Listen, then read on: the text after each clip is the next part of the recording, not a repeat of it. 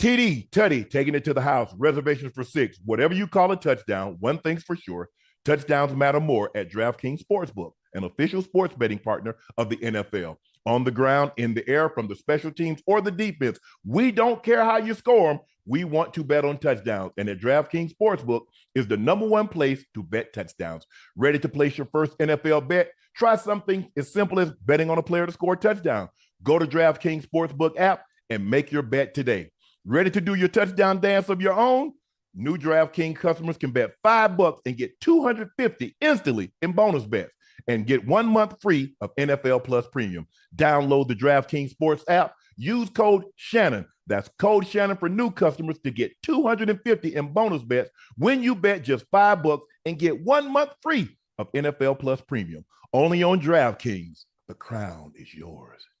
As a former NFL player, I know a thing or two about high performance, and that's why I drive the BMW 7 Series. This car has everything I need. It's big enough, comfortable enough, and luxurious enough to meet even my high expectations. When I'm behind the wheel of the BMW, I'm not just driving a car, I'm driving legacy. What I love most is the precision engineering, cutting-edge technology, and unmatched style, whether it's spacious interior, the powerful engine, or the smooth ride.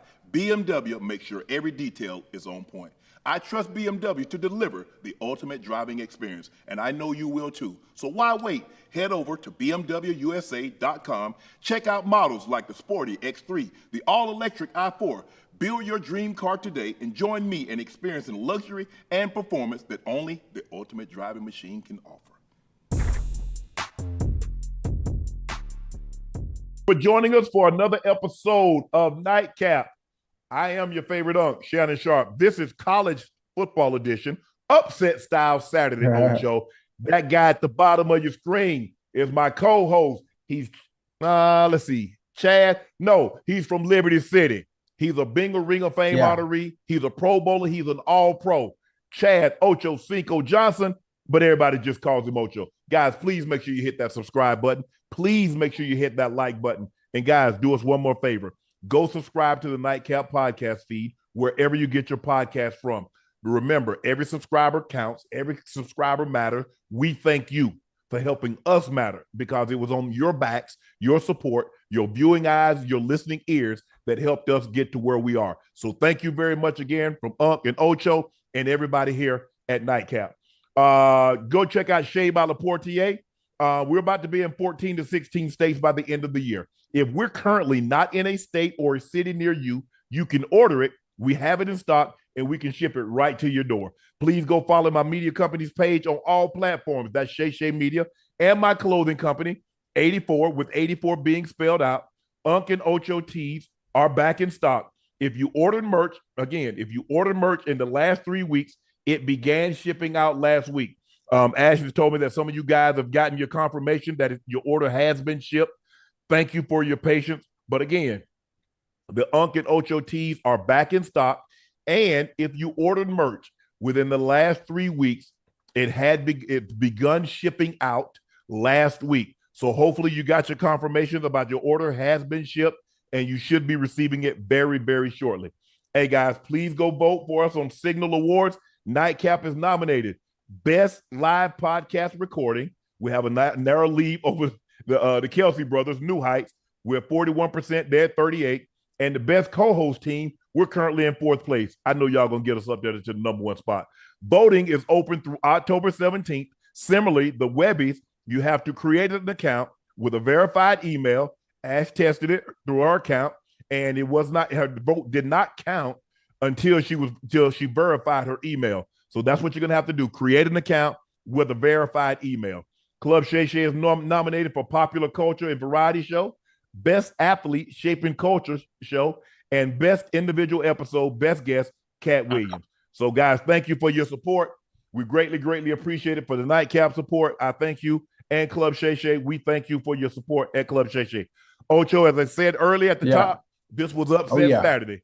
Arkansas pulls off an upset down in Fayetteville. Whoa, Suey. The Razorbacks get their first AP top win at home since 1999. Tennessee quarterback Nico Amale? Maleava. Hey, Nico, I don't know what you were thinking. When you got the ball, it was 6 seconds on the clock. Ocho, we're not going to be as harsh as if he was a professional player, but that was a Pop Warner move. Why the hell would you run out of bounds with no time on the clock? Bro, throw it in the end zone. Who cares if it get picked? You got to give your guy an opportunity. You got to give him a chance, especially in that case. You only got 6 seconds to go.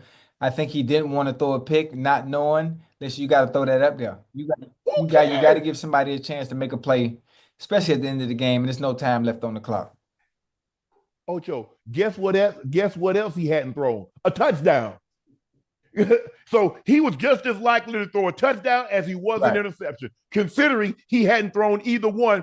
So there's a 50-50 chance in that situation. You throw a touchdown, you win. You throw an interception, you lose. But guess what happens 100% of the time if you run out of bounds in that situation?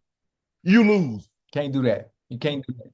100% of the time, if you run out of bounds with no time on the clock and you're trailing on the scoreboard, you lose. I don't get it. He's a quarterback of a Power 5 school. You have to be of fair intelligence to process information, recall. I get it. A lot of teams, Ocho, they just hold up the play, and the play is what it is. It's not like you regurgitating what you hear come through the headset, like in the NFL. You got to know that. But Ocho, you got to know that we can't blame college. I mean, at any point on any level, if it's 6 seconds on the clock, you got to put the ball in the end zone and give your team a chance, or at least an opportunity. You got to. Ocho, you got to. Yeah. You got to, man. Come on, bro. Well, give Arkansas credit. For one, go ahead. They didn't even have to be in this situation. They had 4 quarters to get the goddamn job done now. So we can't talk about just the one play at the end where he made, I hate using the word bonehead, but that's what my coaches used to say when I used to make mistakes like this. That was a bonehead play, Ocho. Yes. It was. I mean, you have to see, that's football IQ. That's situational awareness. If I run out of bounds, we guaranteed to lose. Okay, Ocho, let's just say for the sake of argument, you throw it to the end zone. They PI. Guess what? You get another play, and you get it at the 2-yard line. So now you're even closer. He took all the probabilities, anything that possibly could have happened, good, bad, or indifferent. He ran out of bounds. He took that on his back and ran out of bounds with it. Yes, sir. Hey, listen, this is a learning experience for him, because this opportunity or this chance might come again at some point later on in life. And it's maybe not college, maybe NFL. You never know where he decides to play at the next level. It's going to come again. It's going to rise again, and he won't make that same mistake. He won't make it again. Boy, if he would, can you imagine had he done this in the NFL, he would not be able to go home. Oh, yeah. With no time on the clock, you're down 5 points. And you run out of bounds with no time on the clock, and you don't throw it to the end zone, you don't try to fumble it forward, you don't do nothing. You guaranteed, like, you know what? He's like, you know what, Arkansas, I'm gonna let y'all lead with the win. My name is what is hold on? Let me see. Hello. As you got this thing, Ima Maleava. That's the phonetics. Ima Maleava. He said, well, I'm gonna leave here with a loss. And you know what the funny? He said, the funny thing about today's games is I looked at the schedule. I looked at the schedule for the game today, and I said to myself, well, damn, looking at the schedule, today's collegiate games are going to be boring based on the slate of games that I saw. I was like, well, all the teams that are ranked are basically going to win the games that they're playing against their opponents. And hell, man, it was completely different. It was completely different than what I expected. For those that gamble or bet on these games, I know you got to be pissed. You got to be pissed. Oh, yeah. Everybody caught the L. Because I know for certain you took Alabama over Vanderbilt. Yeah. Definitely. But Ocho, this is why people love football, because it's one game. It's not a series. You play baseball, you play a basketball, or you play, it's the best 2 out of 3. It's the best 3 out of 5. It's the best 4 out of 7. But in football, it is not a series. It's one night. And see, the thing is that, I can have a bad night in basketball. Because look at, Michael lost game 1 of his first NBA finals. They came back and won 4 straight. Had that been football, it's over. Somebody else is winning the Super Bowl. Somebody else is winning the national championship. That's why people love football so much, because on a given night, the best team don't always win, but the team that plays the best will normally win. Think about it. Think about some of the teams that lost tonight. Think about when Tennessee was ranked at the highest, or Alabama was ranked at number 1 and number 2. You know, back in the days where they have when Saban was there. How often do you see a team that's ranked high lose? Or when the Florida States and the Floridas and the University of Miami used to dominate and they were ranked real high.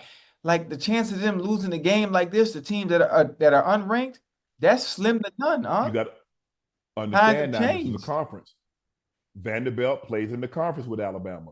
Arkansas and Tennessee are conference rivals. Texas A&M and Missouri, they're conference rivals.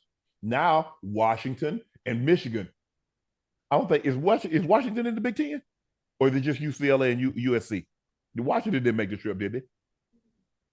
Oh, look at USC and Minnesota. So the thing is, there's a couple of times a year, because I remember Alabama had to go by a blocked field goal Tennessee in order to win a national championship, or because they was about to lose and not go to the SEC championship game. So we've seen things like this happen before, but normally the higher seed, the number 1 or the number 3, number 14, they find a way to pull it out at the end, and they just had a scare. But what happens, Ocho, is that when you give a team like that and you go to the fourth quarter and they end the game, it's over. They end the game. My grandpa used to always say, "Boy, killing that with a sledgehammer. You doing all of this here. He gonna come back. He gonna come back and annoy you." And that's what happened. Tennessee, number 4 Tennessee, gets knocked off by unranked on the road. If you think about it, a lot of these teams that lost were on the road. Alabama was on the road. Tennessee was on the road. USC was on the road. Mizzou was on the road. Michigan was on the road. That's 5. Now, there could be more, but that's 5 that road that lost. So Tennessee, the number 4 team in the country, gets knocked off on the road by the Razorbacks 19-14. That has to feel good. Jerry is extremely happy about that. Also, the biggest upset of the day, Vanderbilt 40, Alabama 35. Longer bottom feeder. Vanderbilt was 0-60 all time versus AP top 5 teams before today. It's the longest such streak in the poll era. The poll era started in 1936. The Commodores hadn't beat Alabama in 40 years on the field in 40 years, 1984. The 23-game losing streak to Alabama, this first win against Bama since 1984. Vanderbilt goalpost traveled 3 miles and was dumped in the Cumberland River. Fire department dug it out. From tearing down and ended up in the river, it only took Vanderbilt fans a little over an hour to get that goalpost 3 miles to dump it in the Cumberland River. Nick Saban poked fun at the Commodores 2 weeks earlier on the McAfee show, saying the only place in the SEC that's not hard to play at is Vanderbilt. It's no disrespect to them. It's just the truth. Vanderbilt had some fun with the quote after the game and played Saban's quote on the loudspeaker. Ocho, Alabama goes down 40-35, the number one team in the country, after they took down the number 2 team, Georgia Bulldogs, who hadn't lost a regular season game in almost 3 years. But today, Vanderbilt, I've never seen anything like this, Ocho. Time of possession, 42 minutes and 6 seconds to 17:54. I've never seen that lopsided of a time of possession. Now, I'm not saying it hadn't happened, but I'm just saying I hadn't seen it. You know why it's happening? I'm trying to understand and figure out, where is Alabama's defense? They continue to disappear. Offensively, they play well. They play well in spurts, and then they disappear for a little bit and allow teams to get back in. When they played Georgia, they had a significant lead, and the defense allowed them to come back and get in the game. Today, when Alabama defense needed to stop, they couldn't get a stop, Unc. I was hoping they would get a stop just so they can get the ball back again and see if Brother Milroe could take them boys down and score so they could pull this one off today. If you think about it, Ocho, on the third play of the game, second play of the game, he throws a pick six. It's a fluky pick six. The ball caroms up in the air. The guy picks it off. He got strip sacked. The guy did a great play. He got him dead to right. It's not good enough to just get the sack, Ocho. He strips the ball out of his hand. Great awareness from him. But the thing was, Ocho, Vanderbilt was 12 of 18 on third down. I don't know if I've ever seen that many third downs. Do you know how hard it is to get to 18 third down, let alone convert 12 of them? Yeah, most definitely. Most definitely. They were 12 of 18 on third down, 1 of 1 on fourth down. And when you dominate time of possession, 2.5 to 1, let that sink in, Ocho. 2.5 to 1 time of possession. Alabama couldn't get the ball back. So even though Alabama was scoring, Williams made another circus catch. He was unbelievable again. But when you get the ball back, even because it's not like Vanderbilt was scoring, but they're taking 6-8 minutes off the clock. Every time. And so they got the quick score. They're like, okay, you got 2 timeouts, Ocho. You got 2 minutes and 38 seconds. And they keep getting beat. They ran the flow pass and they run the shovel anytime they got in trouble on third down. And Alabama couldn't stop it. They made no every time. Now I'm not sure. I don't know if adjustments weren't made, but obviously at some point coaches have to see. Somebody has to say something. Whoever the spotter is up there in the goddamn booth, call down. Listen, they're doing the same thing over and over and over every time they get in a third down situation. Make adjustments. And he play ball. Bro, your quarterback opens up. He goes. Did you lose sight of the time with number 9, the wide receiver? He runs like a lag. And you have the back that goes like he's going to the flat, and the quarterback shovels to him. He turns it up. He's picking up first down. He's picking up big major yards. And then they run the flow pass. The guy to the flat, like got 0. That's your guy. That's your guy. Where you going, Eyes bro? in the backfield. Eyes in the backfield, Ocho. Alabama goes down, the number 1 team in the country, on the road against the Vanderbilt Commodores. Normally, the guys at Vanderbilt, they're probably going to be more apt to be financial advisors. They're going to probably be not a whole lot of guys end up in the NFL. But hey, today they were better than Alabama. Yeah, I got one more question. You probably know the when it comes to the rankings a little better than I do. And even though Alabama lost, now what does that mean for their ranking as far as being number 1 in the AP poll? Does that change? Oh, they gone. They're not being number 1. Texas probably move up to number 1 because they're the number 2. Okay. Yeah. The question is, how far will they drop? They did lose to another, but here's the thing. Tennessee, they lost to an unranked team. USC, they lost. Michigan, number 10, they lost. Mizzou was number 10. They lost to an unranked, Texas A&M, I think, was number 25. So they lost. So the question is, how far does everybody drop? Do you think Alabama drops far? It's simply because it is Alabama? Yeah, it's an unranked team. That's Vanderbilt. Yeah, but I'm saying, that committee, they be playing around when it comes to certain teams, man. But here's the thing. You got 12 teams this year. It's not a death sentence. Okay. Probably, this is the regular format where you're only taking 4 teams, this probably would have been a death blow. But because you're taking 12 teams, it's not life or death. Now, you can't have any more slip-ups. Now, you still got Ole Miss. You still got Auburn. You still got LSU on your schedule.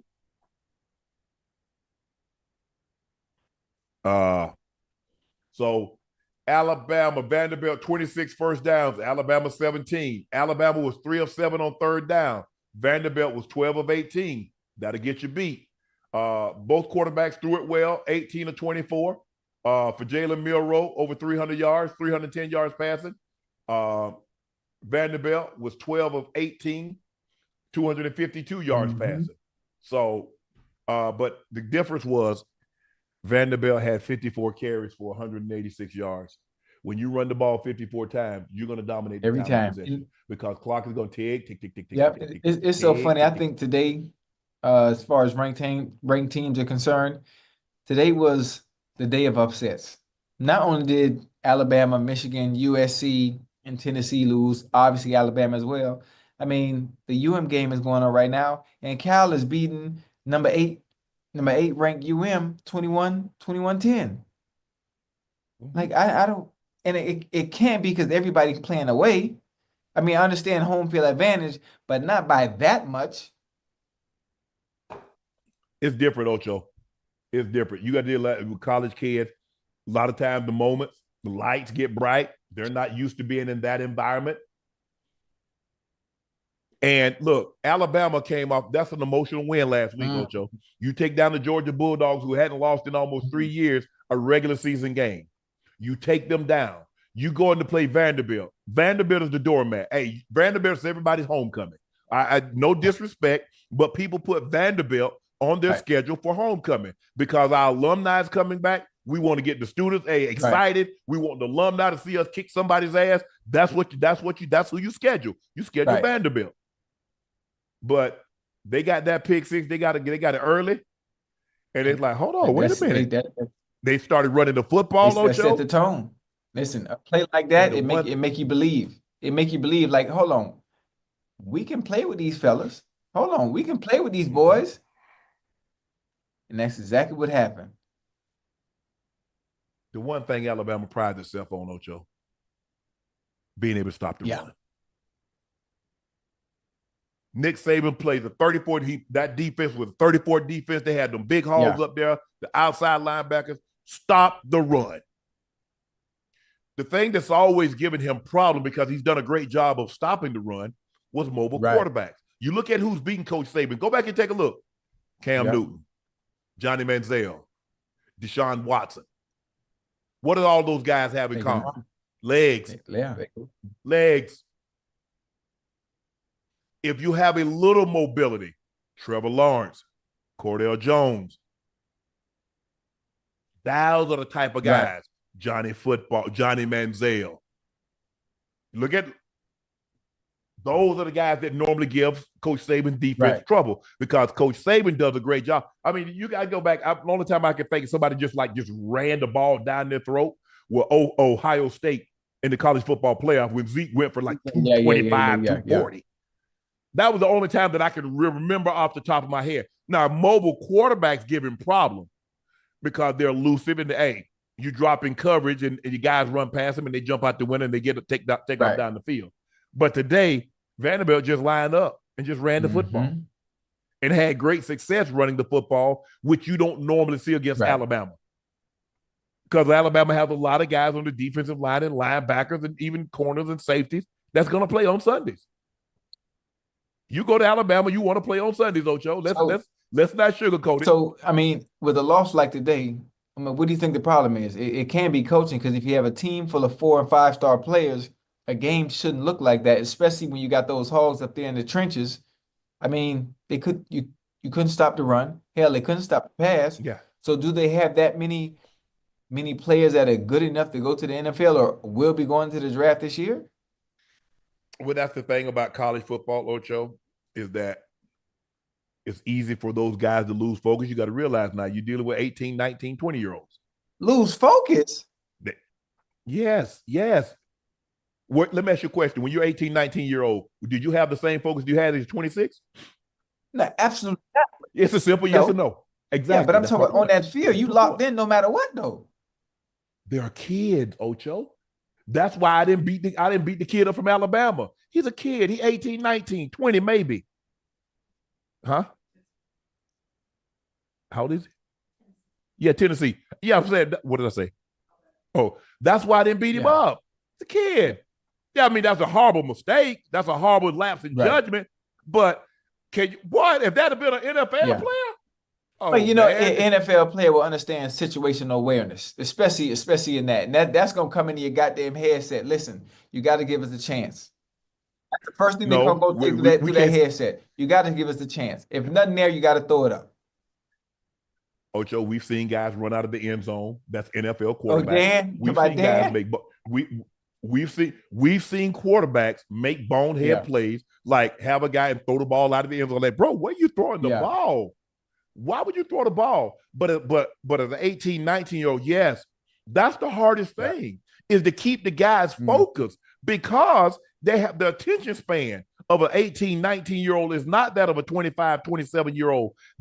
Look, and I understand the NIL money, the collective money, and they get some money. Now I get that. But the focus is not that of a professional. because you understand these are still kids. I mean, some kids are mature. I'm not saying all of them, Ocho, but I'm saying it's harder to get young guys to have a singular focus than, say, NFL guys. But there's no excuse for him, no excuse for him running out of bounds. There's no excuse for that. But we saw it last week, Ocho, that the guys lose a little focus here, and it doesn't take much now. Because the game is like inches, not miles. You have a lapse in judgment, it's a touchdown. Yeah. That's it. It's a touchdown. But give Vanderbilt credit. I mean, they got tired of being there 2-2, 1-1 in the conference.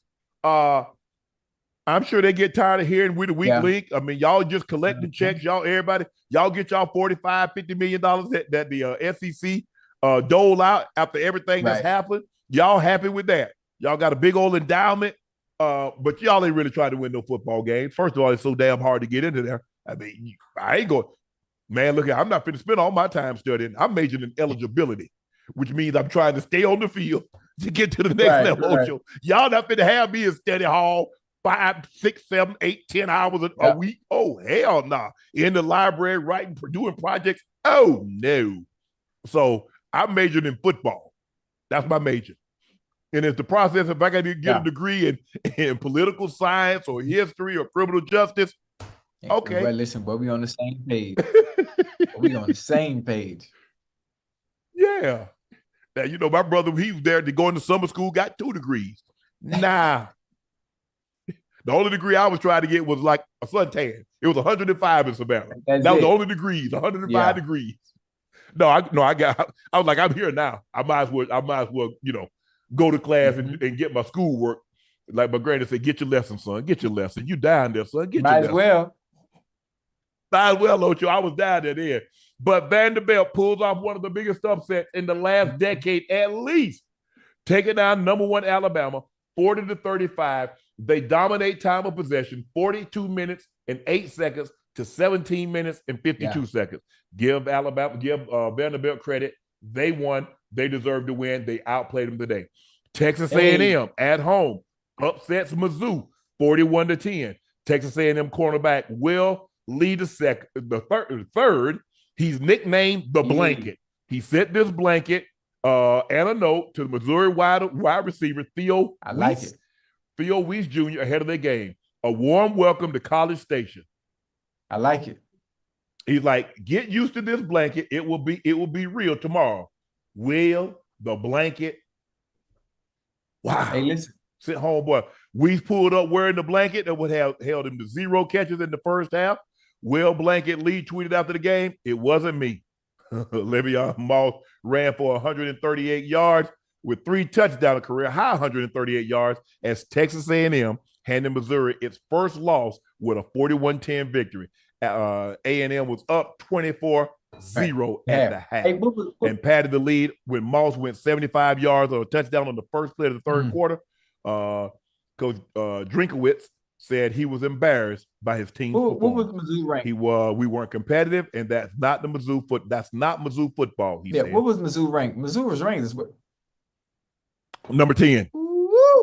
Number 9 or 10. And they were on the road. Number 10. I saw a little bit of this game. They were on the number 9. Mizzou was ranked number 9. No, they were on the road. Yes, Mizzou was on the road at Texas A&M. All the teams that lost were on the road today.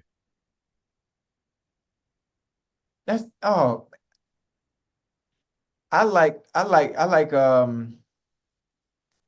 Will Lee. I like the little message he sent. Even if he didn't do it, I like it. Because not only if he didn't do it, he backed it up. Well, you got to back it up if you do it. He backed it up. I mean, it made watching the game exciting because now I'm locked in. I want to see how Theo Weiss respond to getting the blanket. Now I want to see if William Lee Blanket, aka the blanket, if he really liked that. So that made it exciting for me. But I mean, hell, Texas A&M dominated the whole goddamn game. It made me think maybe Mizzou was ranked. Well, it made me think Mizzou wasn't supposed to be ranked the way they look today. Ain't no way in hell Texas A&M that much better. Ocho, it's a situation when you're on the road and a team get out, it can easily get out of hand. You saw last week Georgia fought back, but you saw it was 28-0 at the blink of an eye, and that was the number 2 team in the country.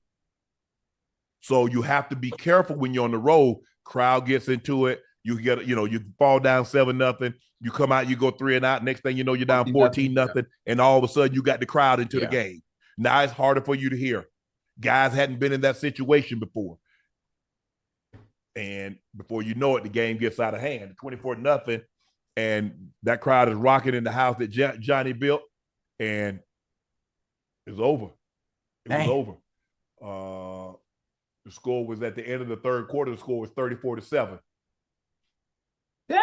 So Texas A&M, the number 25 Texas A&M Aggies take down the number 9 Missouri Tigers, 41-10. As Texas A&M is now 5-1. They're 3-0 in the conference.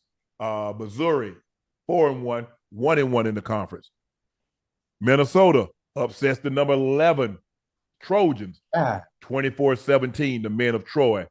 Brosmer on 4th and goal sneak. Max Brosmer powered into the end zone from Minnesota on the 4th and goal from the 1-yard line with 56 seconds left, breaking the tie with his 3rd rushing touchdown of the game.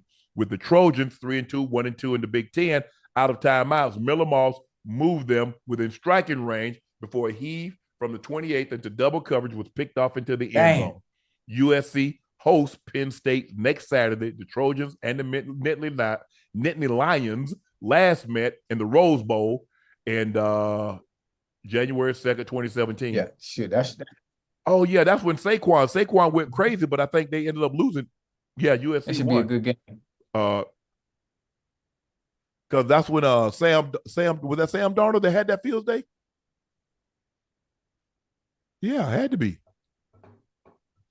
Because Saquon went crazy, but it wasn't enough to overcome, I think it was Sam Darnold.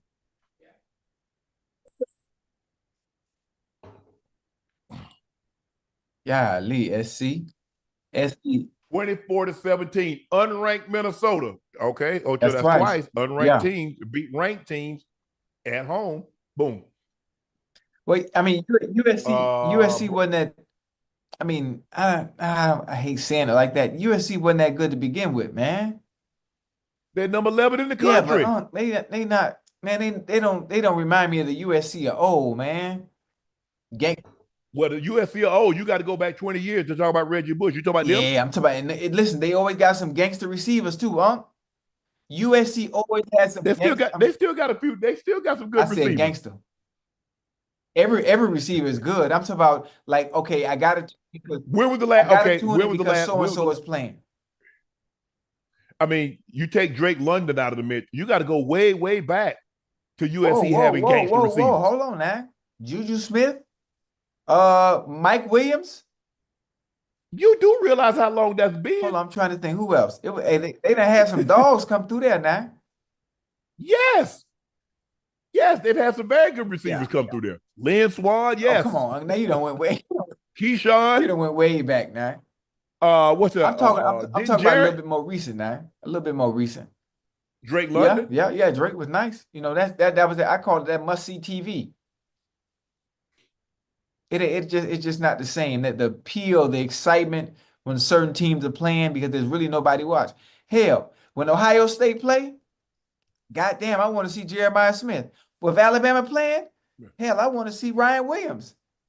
If Colorado's playing, I want to see what the hell Travis Hunter finna do. Yeah. But everybody ain't got those guys, Ocho. Hey, that's just like everybody ain't got a Shedeur Sanders. Every college should have at least one that puts asses in seats and puts eyes on the TV. At least one. All you need is one. Where they gonna get them from? If you're a top back, you go into one of those schools. That's not like the that. Money, right? How many schools you think got money like that?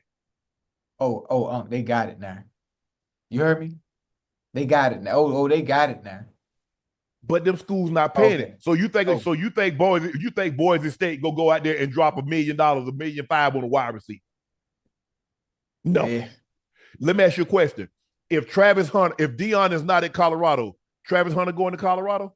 You know what? That's a good question. Probably not. You ain't no good question. You listen. know he's not. He was already at Florida State till Deion flipped him. Hey, could you imagine if he was at Florida State right now? Hell, it don't matter where he went. He would still be doing the same goddamn thing. Now I understand. Now what I can't understand is wide receivers, because you know Lincoln Riley knows offense. Yeah. He's gonna have a quarterback that can throw the ball. I don't know why. If I'm a wide receiver, hell, that's one of the first places I'm looking at. USC, yeah. Because I know Lincoln Riley gonna dial it up. All them Heisman Trophy winning quarterbacks he's uncoached. Right. The offense that's very NFL friendly because they're gonna throw it, they're gonna spread it around. Yes, I'm looking at USC.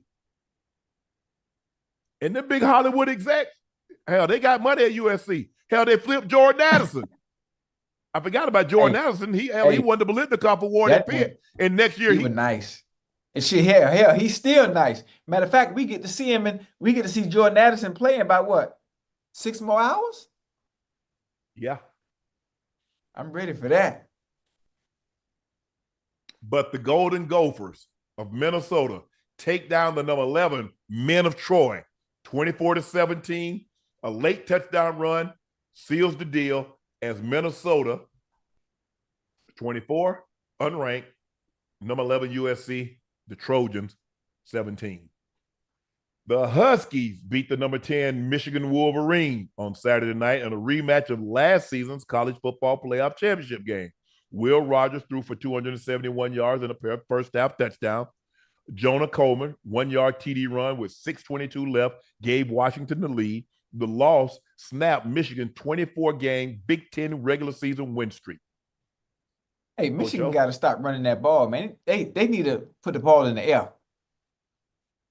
Put the ball in the air. With I who? mean, that's the whole point. You can't run the ball down everybody. You can't run the ball down everybody's throat. You can't. You can't throw it if you ain't got people that's capable of throwing it either. I mean, listen, I know the quarterback ain't that goddamn bad now. Clearly he is.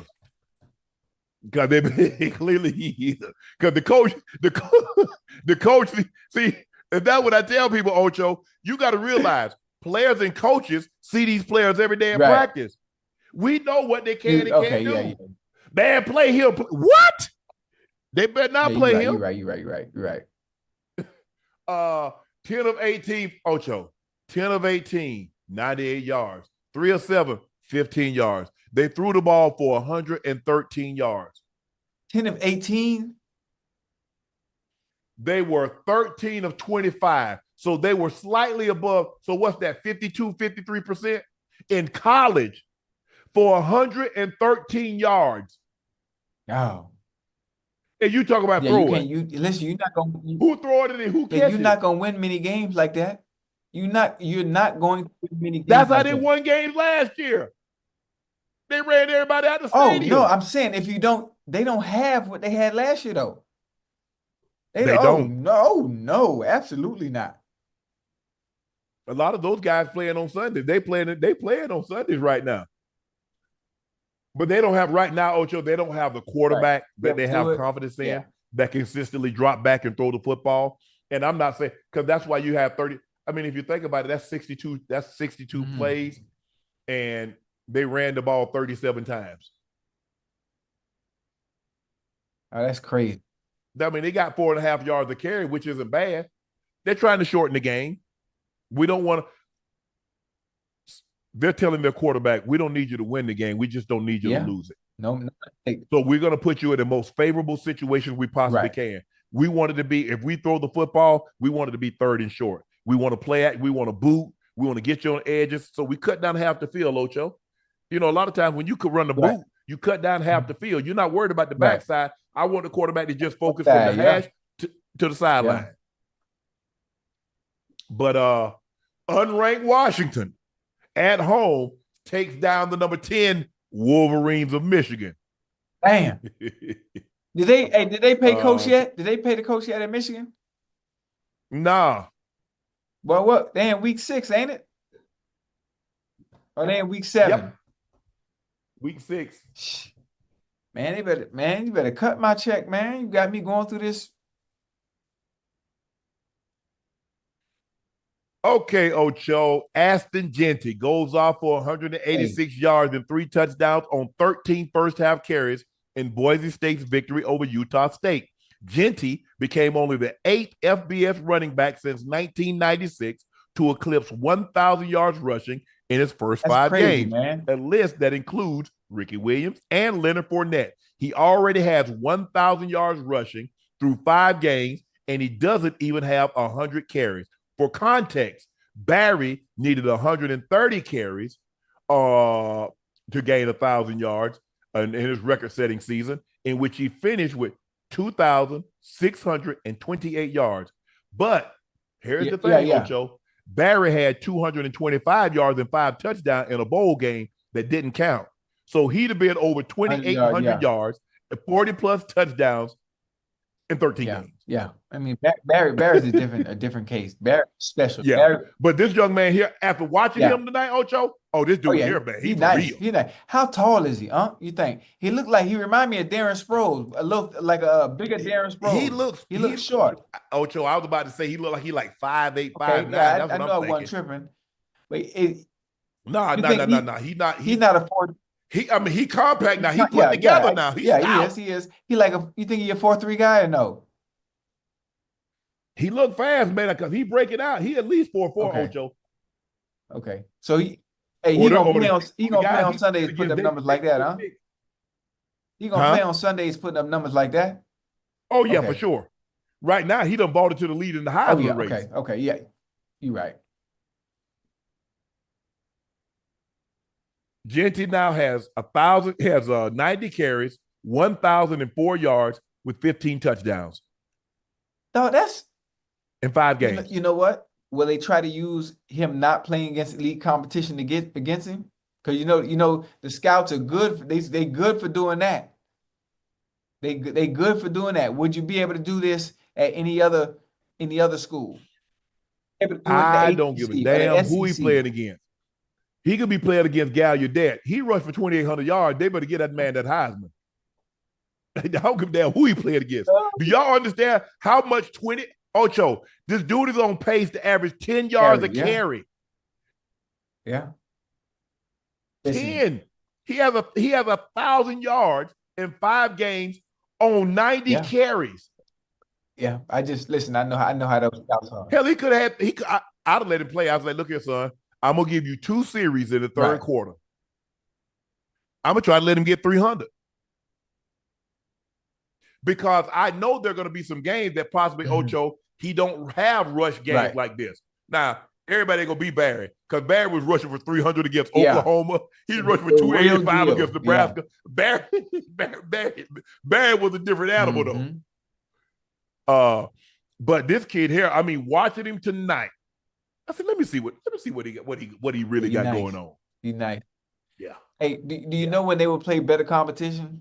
I want to see him against a better competition. What conference are they in? A good defense. The Mountain West? Yeah, the Mountain West. They got Hawaii, UNLV. Anybody ranked on their schedule? No. UNLV is ranked. What UNLV, what would they rank? Like 20-something? Yeah, but they just lost, though. Damn. So. All right, Ocho, now it's time for Money Moves, sponsored by DraftKings.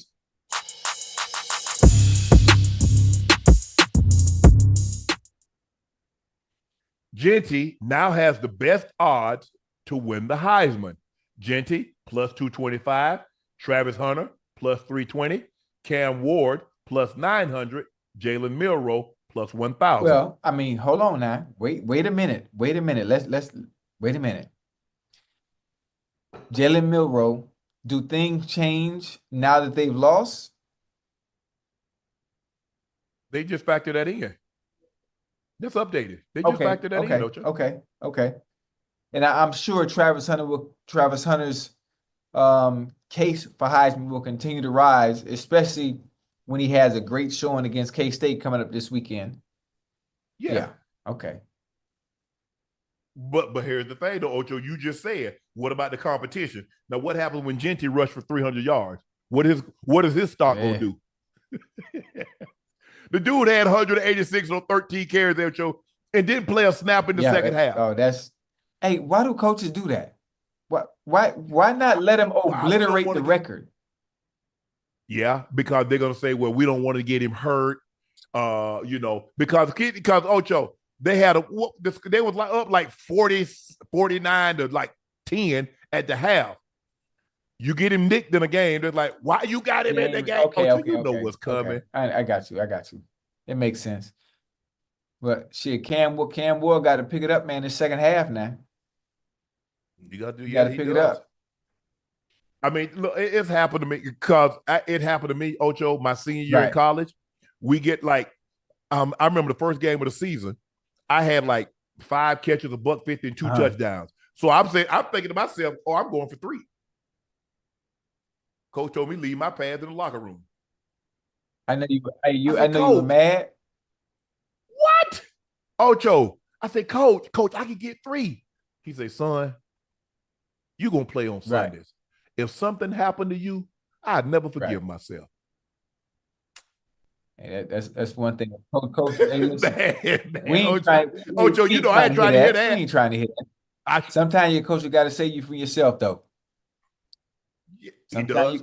He did the same thing. I had 10 for like 205 and 4 touchdowns against Clark. Mm-hmm. He said, come on, son. You done enough. I said, Coach, let me get 5 touchdowns. Ocho, I know. I was trying to sneak on the field. Man, I was on the field. Hey, then went out there and go call the pass. Ocho, I done snuck on the field. Man, Coach, they done told Coach Davis, man, Sharpe out there. He done called a time. Ocho, I'm gonna get I gonna get that touchdown, Ocho. I had a toe Pope, my quarterback. I said, Pope, hey, throw me this fade. Because he looked at me like, man, what you doing here? I thought they took you out. I said, man, shut up and throw me this fade. Man, then I told Mackey, I told Coach Davis, hey, Coach Sharpe back out there. Time out. I just running down the sideline. Get your ass out of the game. Man, I'm just snap the ball, snap it. Hey. Damn. Yeah, no. Now that's funny. Man, Ocho, I was trying to get me some stats. I remember. I mean, think about Ocho. I had 60 catches, 1,300 yards, and 18 touchdowns. Woo. Dang. Just think about what I could have had. 18 touchdowns on 60 that was your catches. Senior year? Yes. And I was like, man, I'm trying to get me some easy. Them some good numbers there, boy. Well, I was trying to get me some. Man. Ocho, I had what? 1, 2, 3. Like 3 of my first 5 games, I had 200 yards in a game. I went from like 150. I went for 221, 154, 209. Oh no, 202, 204. Oh, I was cooking. And Coach was pulling. I said, oh man. Hell, I thought he was playing for the other team. I said, you coaching me or you coaching them? Hey, but them some good numbers now. Them video games. Hey, you putting up video game numbers, boy. Ocho. Man, hold on. I went like 9. I went like 9, 10. I might have went like 11, 12. Might have been like 12 games in a row. I had at least 100 yards receiving. Wait, that's difficult. Had a touchdown in like 19 straight games. That's difficult to do on any level because at some point, coordinators got to pay attention. Listen, if they're gonna beat us, it ain't gonna be number 2. I tell you that much. But somebody gonna be wide open. Because if you put 2 on me, I'm gonna jump over the top of him and catch it. Yeah, 2 ain't gonna had no bounce like that, man. Come on now. Ocho, but you gotta understand. So we took the bus everywhere. So when we get there, we have our helmets and shoulder pads in our hands, and so we just have our cutoff shirts. You know who got off the bus first. You got on that thing? Ocho, I've been up baked in that sun, so I'm good. I'm this color right here, Ocho. I'm amped up, Ocho. Amped up, arms hanging. What? Hey, you see them, look, they pointing. That's him. That's Sharpe. Yeah. Yeah, that's me. That's me. You gonna get it. Hey, man, I'm the best thing going right now. I'm better than the Cosby Show. Watch me. Oh, I was cooking, Hey, Ocho. I was cooking. I gotta find me some film on this. Oh, I was cooking. You, Fort you Valley. got some you got some VHS film? I get you so you Yeah, need one I how got we to see going this. deep I got on. to see these highlights or something. Whoop, there it is. Hey, whoop, there it is. That's sharp for Yeah, another one. Oh yeah, I was cooking them. I got to see this. I got to. Shedeur now tops the race for the first quarterback drafted. ESPN polled 20 NFL scouts and executives who evaluate college players to see where they stood on the top quarterback in 2025 NFL draft. The variance of the approved telling. Shedeur got 9 votes. Carson Beck got 5 votes. Jalen Milroe got 4 votes. Cam Ward got 1 vote. Quinn Ewers got 1 vote. Ocho, do you think Shedeur will be the first quarterback selected? Absolutely. Absolutely, he's going to be the first quarterback selected. The unfortunate situation about him being the first quarterback selected is the situation that he's going into. That's it. That's all I'm worried about. I don't want it to be another incident like that of Bryce Young and what was going on with him in Carolina. I hope wherever Shedeur does go, they have pieces that are already in place and around them. And if they don't, I would love to know their long-term, short-term goals and putting the pieces around him to make sure he's able to be a successful quarterback at the next level. Well, Shedeur has had a productive year. He's led a miraculous comeback Right. against Baylor. He's thrown 14 touchdowns with 3 interceptions. He's number 6 nationally in passing yards, playing under longtime NFL offensive Hmm. coach Pat Shurmur, which has led an evolution of more than NFL-style offense. See, this is what I love about Right. time. Let me go get somebody that's going to get my son Yeah. ready For what he's going to have to do at the that can next play in a level. pro style, that Yeah. coaches a pro-style Hmm. offense, get him ready to play a pro-style game. There are videos are going around to talk. Mark Davis, Shedeur, was on a bye week. He was at the Aces game last night. The Aces won. Congratulations. My girl, Kelsey Plum, Asia Wilson. Oh, man, did you see that wraparound pass by Chelsea Yeah. Gray? How she had that thing and just like, Yeah. take that with you, Asia. Nice. They played really well. Tiffany Hayes did an unbelievable job. Jackie Young, they won, but he was at the Yeah. game. And Mark Davis was talking with Shedeur at the Aces game last night, said, who knows? You might be home Mm. now. Hey, it sound good. I like it. I like it. But you know how owners are. They gonna say anything. They gonna say anything to you and say your dream now. They gonna say your dream. It might not be the Raiders that had that first pick, but they might because they do need a quarterback. Ain't no telling how high they'll jump in the draft to go get him. Right. Ain't no telling. Well, he's like, he should say, well, just tell me where y'all picking at. I'll let you know. Cause like his dad did, Yeah. they called his dad into the Uh-huh. Giants. He like, I think Time told a story. He's like, the Giants wanted to do an interview with Time at the Oh, you like for combine. what? Yeah, he's like, hold on, where y'all picking?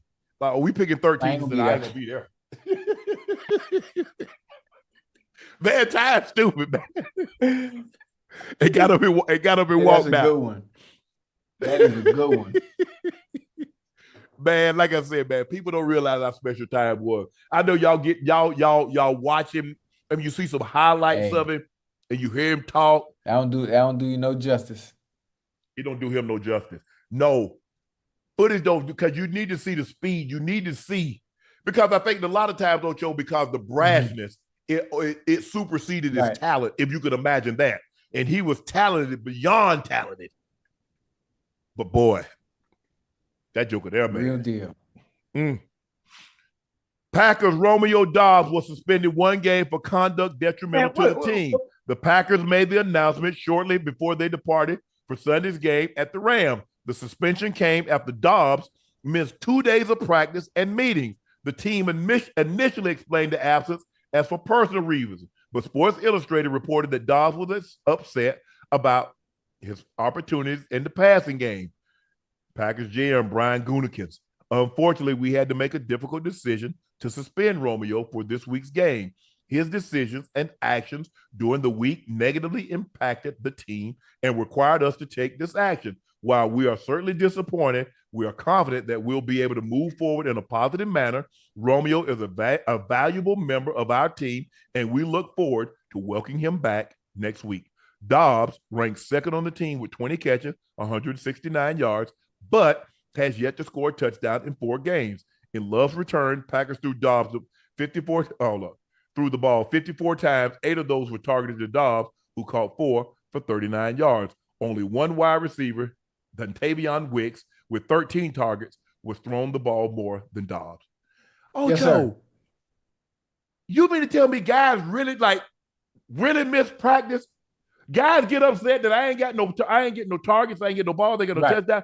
And guys really miss practice. I don't know. Not be late to practice, miss the entire practice. You know what? It's hard to actually know what exactly happened, and a report coming out saying it. I mean, how truthful do you think that really is? So why would they suspend him then? Why would they? Because we don't know what he got suspended for. We don't know. Hold on. They said it was for personal reasons. When has somebody ever got suspended for personal reasons? It was somebody told them. Sports Illustrated broke the story that said he skipped practice. He skipped meetings because he was upset. I know, Unc, but I ain't hold on. This is what the GM said. Unfortunately, we had to make a difficult decision to suspend Romeo for this week's game for his decisions and actions during the week that negatively impacted the team and required us to take this action. Ocho, nothing else needs to be said. Oh, so you using Sports Illustrated as your source? I'm using Brian Gutekunst, the general manager. Based on what he said. What if he wasn't practicing and he acted a fool in practice about not getting the ball? Ocho, come on, Ocho. At some point in time, Ocho, you got to stop this. I'm asking a question. You don't want to say anything. I'm not relying on fucking Sports Illustrated.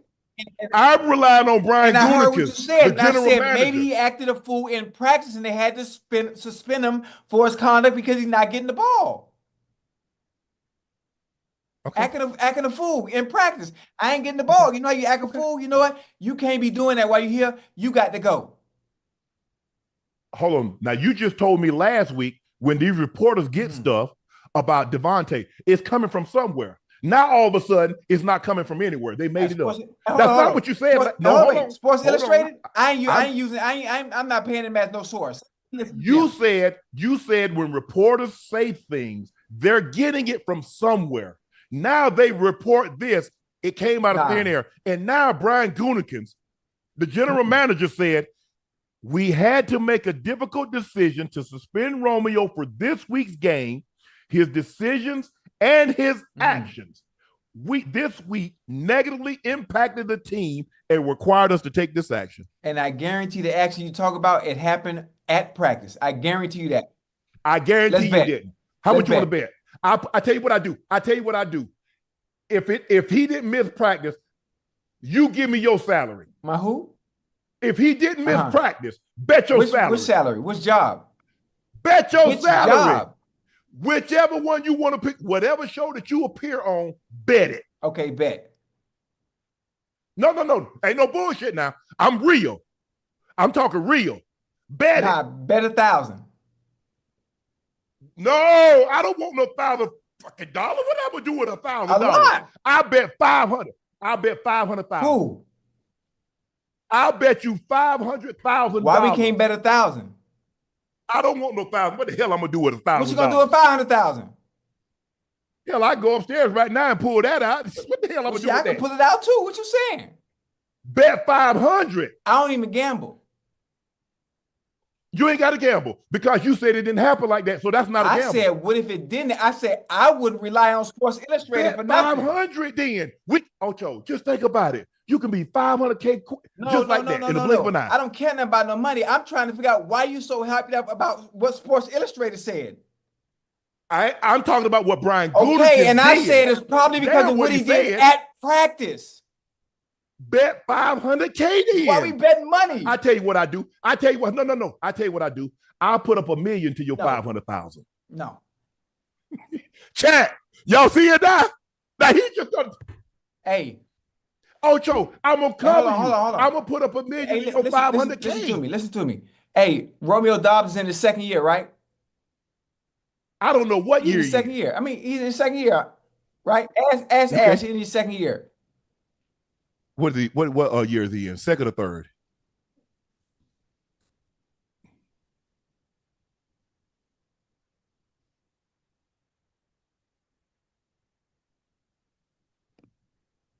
I could have swore he was he might be in his third. Or he might be in his second. In his Third. third? Yeah. Third year pulling some shit like that. That's a vet move, man. That's a vet move. Not showing up to practice. Say, I played 14 years. I ain't never had a teammate. And guys have been upset about playing time, about incentives, but I ain't never have guys been late for meetings? Yes. Has a guy been late for practice? Yeah. But I'm talking about just skip that ish all together? I'm trying to. Hell no. In order to pull something like that off, you got to be that boy too. You got to be that boy. Yeah. Like Aaron Rodgers, like that mini camp. Oh yeah, you skipped the mini camp. See, you got to be that boy to be able to pull some stuff like that off, and nothing happened, and there are no disciplinary actions. Now I'm a third-year receiver just not showing up for 2 days in a row. Come on, man. No, I mean, and then they go. Even if you're a first year, you're a guy like that, they probably won't suspend you, but they're gonna take that game check. You can play, but I'm gonna take that money. Oh, they're gonna get something at you. Oh, they're gonna get something at you. Oh yeah. And because the thing is, you're gonna want to play.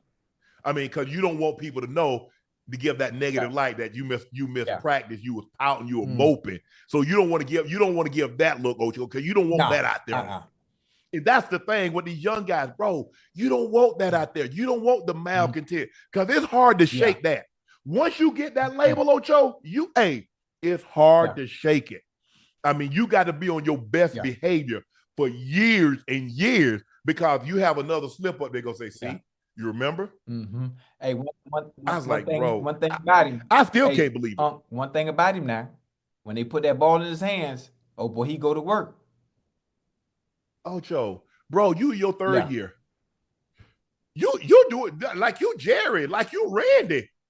Like you come on, bro. Damn. Hey, you know what's bad? Justin Jefferson. You know what's bad though? They got 4 gangsters over there. Dobbs, Wicks, Watson, and Reed.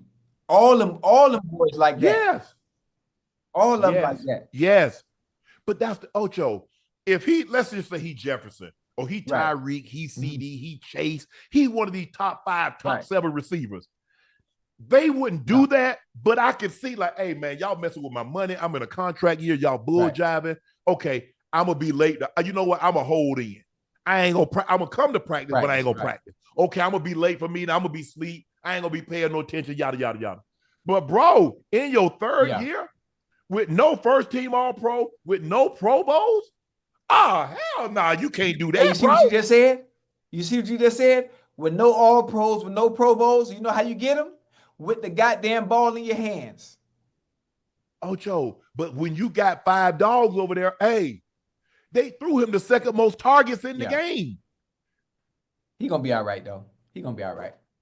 Oh, man, ain't no way in hell. But see, that's the thing, though. See, young guys do stuff like that. Even Randy, when Randy got ticked off, or T.O. or guy, they ain't missing no practice, Ocho. Do you understand the kahunas that you got to have? The guts? To pull it off. What? That's why it's hard. That's why it's hard for you to believe, because you got to have balls to be able to do that. Hey, think about this. Miss a practice, miss a Wednesday and Thursday, like that. I can't. Maybe because I'm trying to put myself in his shoes. I'm not missing no practice. Ocho, but remember we had the conversation what these guys will do compared to what we did when we played. You see the difference now. You're like, hold on, because first of all, your best players. Do you understand the grace that a team will give you because you one of their best, and he's one of their better players? Because they asked Mike, hey, guys, we're gonna leave you. Well, what happened if John Elway or Shannon late? Well, we get to leave when we want to. They're gonna wait. You know what I'm saying? It's a charter flight. So for them to suspend him, Ocho, sometimes they suspend, okay, you're not gonna start the game, or you're gonna miss a quarter. But they suspend this man the whole game. You're not traveling. That is a game check. Do you understand? In order for them to take a game check, what you had to have done?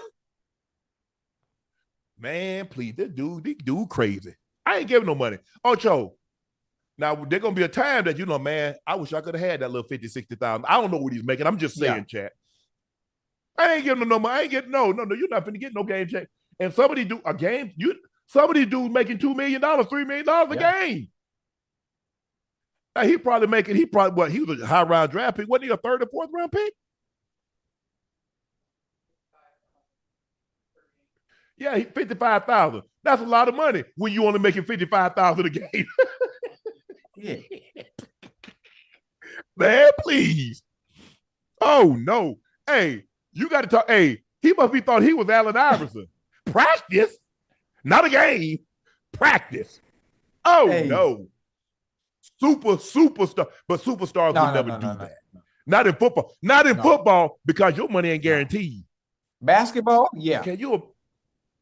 Okay, y'all want to play? Okay, bet. Or baseball players, they have spring training. They ain't really got no practice because they damn near playing every other day. Ocho, they flying from one city. They got a four game stretch in one city. Then they going to another city. So they ain't really got no. They taking batting practice and shagging balls and stuff like that. But they don't have practice like football players or like basketball players. But this dude out his mind, I don't know what the hell he talking about. Oh, hell nah. Ocho, I'm talking about I've only been late for one meeting in 14 years.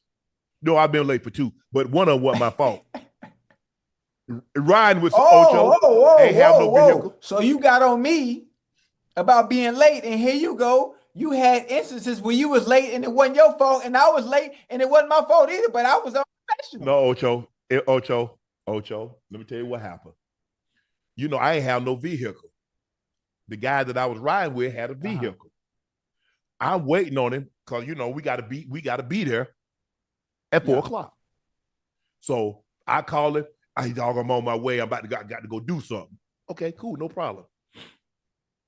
Greeley, an hour away. 1:00. Because I don't like to be, like my grandma say, I don't like to be the cocktail. I don't like to be the last one there. 2:00. Damn. Man, don't laugh, Ocho. 2:30. Oh, yeah. I know you called him by now. Ocho, I'm a 7th round draft pick. Ooh. Lord have mercy. 2:45. 3:00.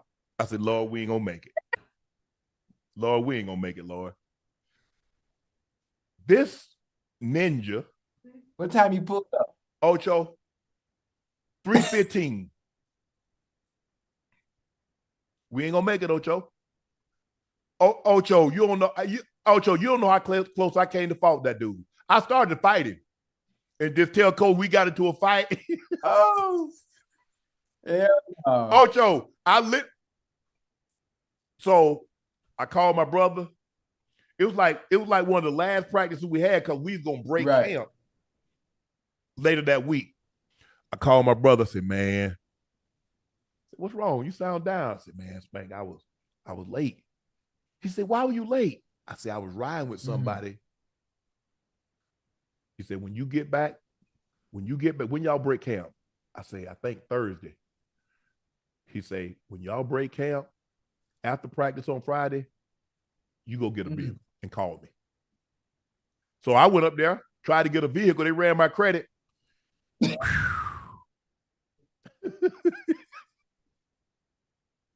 Ocho, see, there you go laughing. Ocho. Hey, that credit shot. Ocho, I knew I was in trouble when he came out the back with a piece of paper. He's like, Mr. Sharpe, do you know if you have anybody that would be willing to co-sign?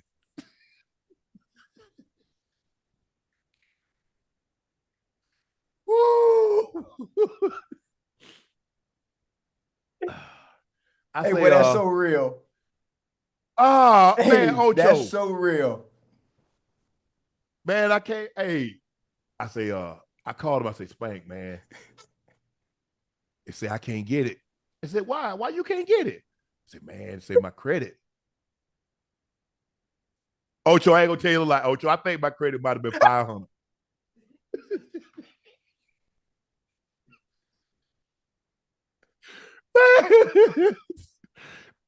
I'm being nice. I think it was 500. It might have been 4 something, Ocho. It was bad, Ocho. It was bad. It was bad. It was bad, man.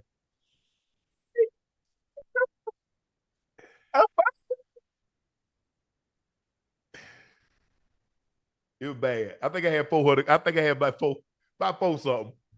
But my brother co-signed for me. Got my stomach hurt. It was between 4 and 5. It wasn't above 5. I don't think it was below 4. So let's just go between 4 and 5.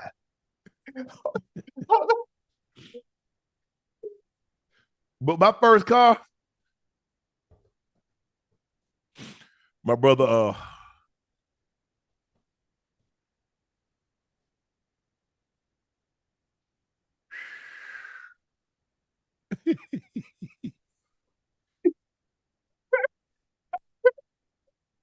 man, that thing was so low they needed a crane to pull it up. Yeah, no. Hold on.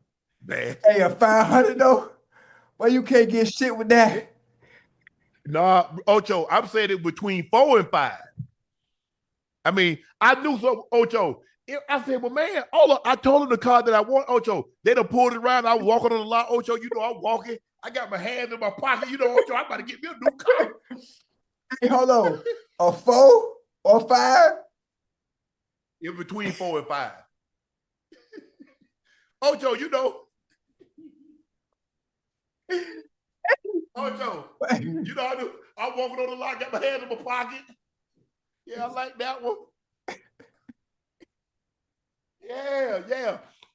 This got a power windows. Yeah, it sure does. Oh, I like this black. Oh, hell no. Oh, yeah.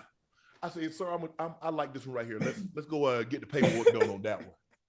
Ocho, so you know, I knew something.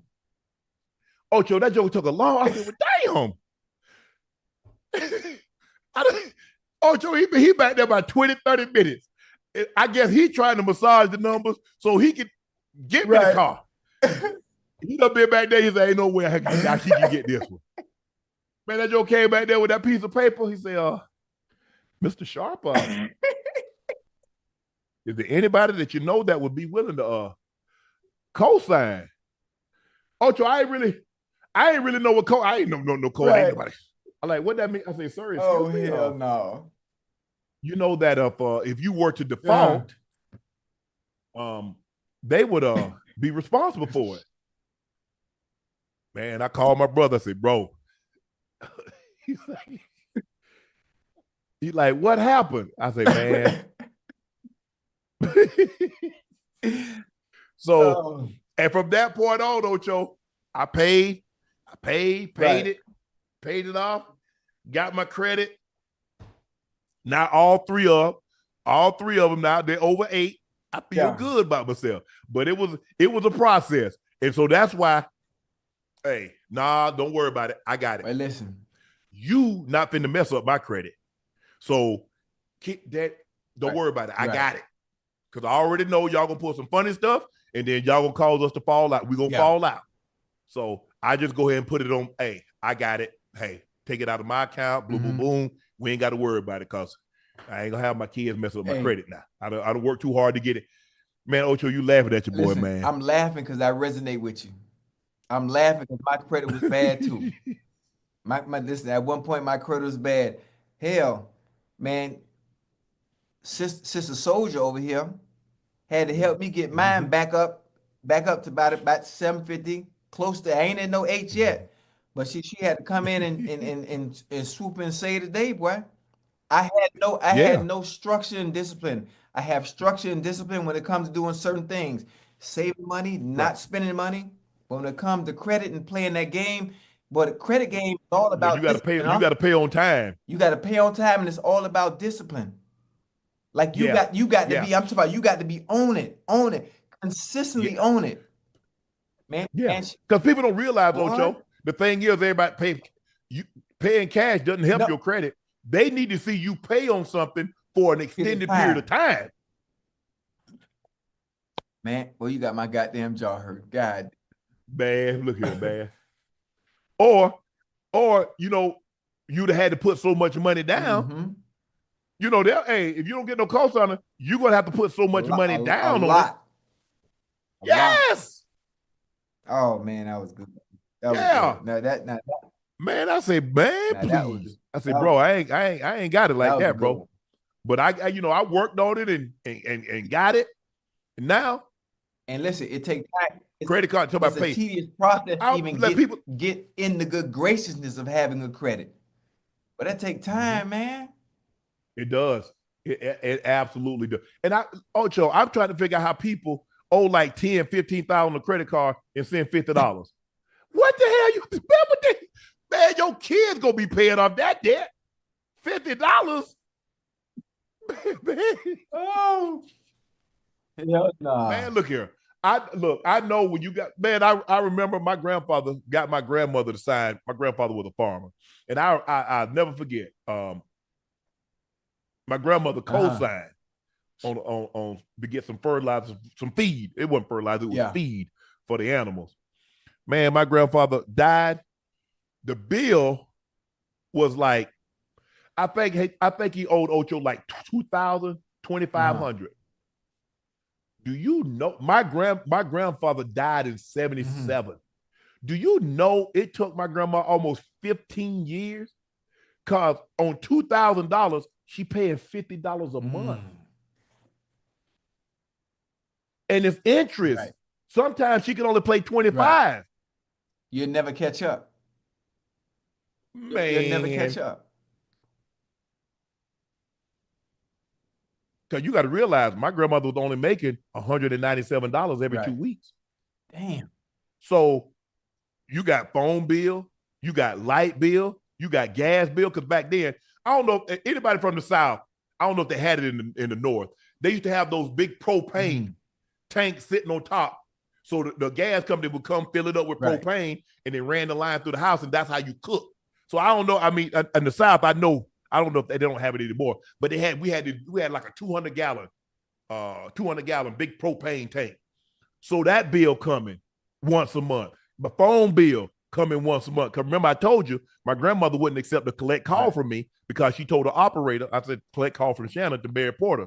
Will you accept the call? My grandma said no, because I can't pay the $50 phone bill I got now, and hung the phone up. So money was tight. So it took my grandmother so long to pay that bill off. And I'll never forget. I'll never, ever forget when she said, Libby, this the last one, ain't it? Libby said, yeah, granny, this the last one. Man, that seemed like my grandmother, like she had won the lottery, because now that $25 to $50 that she was trying to pay every month, save what? What the hell you saving $197 every 2 weeks, and you got me, Spanky, Libby, my aunt, and my grandma, because everybody else had left there. Marinette had left, Gladys had gotten married, Shumardine had left, gotten married. So basically, me, Spanky, Libby, Granny, Jane, 5. Man, please. And people talk, what? They see this, Ocho? It wasn't always like this, bro. It wasn't always like this. Now. That's why, man, I wouldn't eat no possum. I wouldn't eat no, like my grandma said, okay, do without. My grandma it was never, boy, what y'all want? You ate what was on the plate. You ain't have to eat it. My grandma ain't never boy, if y'all don't eat that, my grandmother never said y'all need to eat that food. She don't say nothing. All my grandma did was put that plate on the table. You ain't have to eat. You ain't have to eat no tomatoes and rice. You ain't have to eat squash and rice. You ain't have to eat none of that. There's a many a night my brother and I eat cornflakes because I don't like no squash. I ain't eat no okra. I ain't eat none of, and tomatoes. Granny, what we got today? Tomatoes and tomatoes and rice. Now you gonna have rice with every meal, Ocho, and you will get bread. Right. You get 2 slices, because back then bread was 3 loaves for $1. And my grandma said, hey, boy, you better get something to stick to your ribs. So, I like that. Man, hey, I make me a rice sandwich because I get me about 4 slices of bread. Man, please. I don't miss those days. That's why I work so hard, because I know what it was like. See, there's a difference between being hungry and there's nothing to eat and being hungry when you got a pantry full of food. Now, I would go when I played Ocho, I would go 2 days, 3 days without eating. My brother would call and say, man, what you do today? I said, man, I worked out, man. I'm tired. He said, what's going on? I said, man, I ain't eating. He said, why you ain't eating? I said, I want to deny myself. I want to be uncomfortable. I say, I want to know what it's like to be in that hurt locker. I say, I need to question myself when I'm doing stuff. Why am I doing this? When is it over? How long? For what? When does it end? So to be and to see all the food that I can eat anytime I want to say, nah, I ain't eating none of it. Versus it ain't nothing to eat. Right? It's like, hey, boy, we ain't got nothing to eat. Y'all need to take them rifles out there and go kill some squirrels or go kill a coon or something. Okay. Okay. Well, that was the first. Listen, that was the first episode of Survivor back then. It was, Ocho. It was. I mean, and to their credit, there were a lot back then. Ocho, they still do it. They would trap raccoons. The guys, the men, the white men that would come, all they wanted was to hide. So they done, Mary, we got a couple of coons. You want them? Yeah, boy, go get them. Because that's all they wanted. They just wanted the pelt. So they already have them. I have already cased out. Hell yeah, we want them. Hey, Mary, we got some duck. You want? Yeah. Hey, boy, go get the duck. Mary, we caught a mess of fish. You want some catfish? Yeah. I ain't never been no fish guy, Ocho, because you know what that means? Who got to clean them? I sure hope they clean them. Mary, we got a mess of fish. Please let them be clean. God damn it, they not clean. Now we got to clean all them fish. 40, 50 fish. Catfish, we got to skin. We got to. Oh, Lord, have mercy. Please tell me everybody in the world don't live like this. No, please tell me they do so I won't feel so bad. Please tell me that we're not the only one that's living like this, Ocho. Please. Y'all don't know what it's like. Hey, animal in the road, raccoon, squirrel, we try to hit him. That's a meal, Ocho. You better get, the only way you would say is that you was on the side of the road, because we're not going to go in the ditch to hit you. But cross the road if you want to.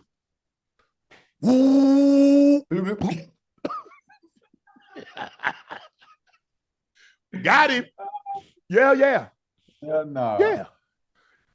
Texas wide receiver Nico Collins said that they have to beat the Bills for Stephon Diggs. This is what he said, Ocho. We know it's a big game for Steph. We know what we got to do. We got to go out here and win it for Steph.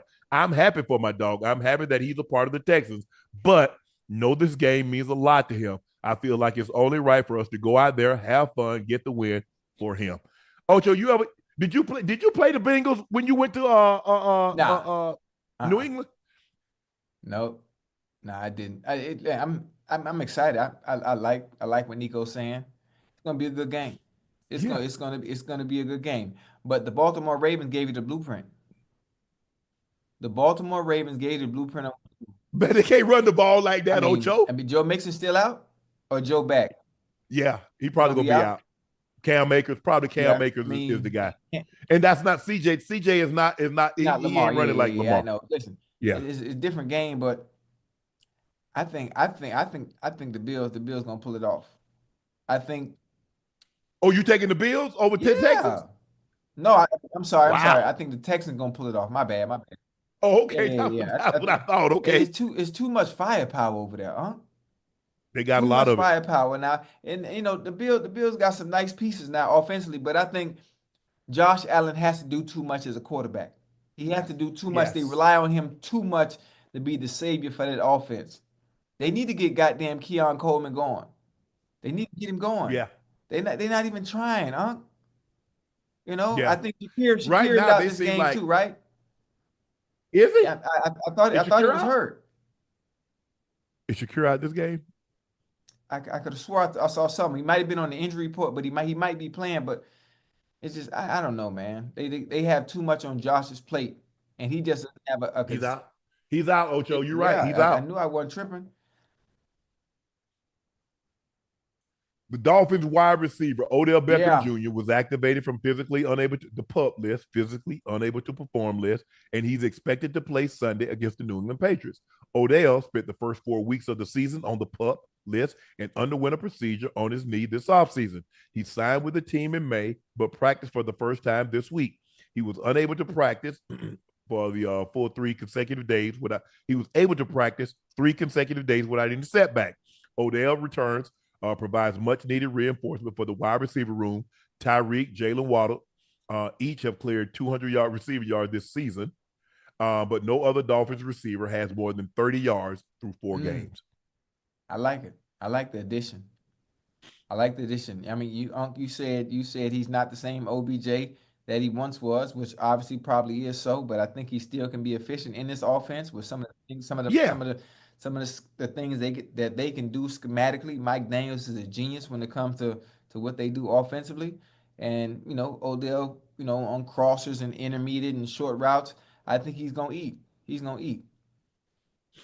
I think, Ocho, it's hard. You've had 2 ACL surgeries. You've had 2 ACL surgeries. You've had broken leg. You've had ankles worked on. It's hard to still be that guy. It's hard. There's only so many times somebody can go in the body, Ocho, and you still that same person. So when you look at it, do I think he can help? Do I think he's better than the other third receivers that they got? Yeah. But you have to understand, Ocho, when you've had the success that he had his first 3 to 4 years, that's what people remember. Because remember, when you were a great player, they compare you to your younger self. So they're like, damn, man, no, he's not. He's not going to be the Giants Odell. But even if he can be the Rams Odell at the end, Ocho, that's plenty good enough. Yeah. That's plenty good. Because you look at him like the last 3 to 4 games of the Rams, and in that playoff game, the playoffs, especially Tampa, when they beat the 49ers, and he was cooking. He was cooking your Bengals before he went down. He was cooking. That he was. I ain't even going to sit here and lie. I know one thing. I said it before. What that? He was so electric. He was so charismatic. I even at one point I said he might have been the first $200 million receiver.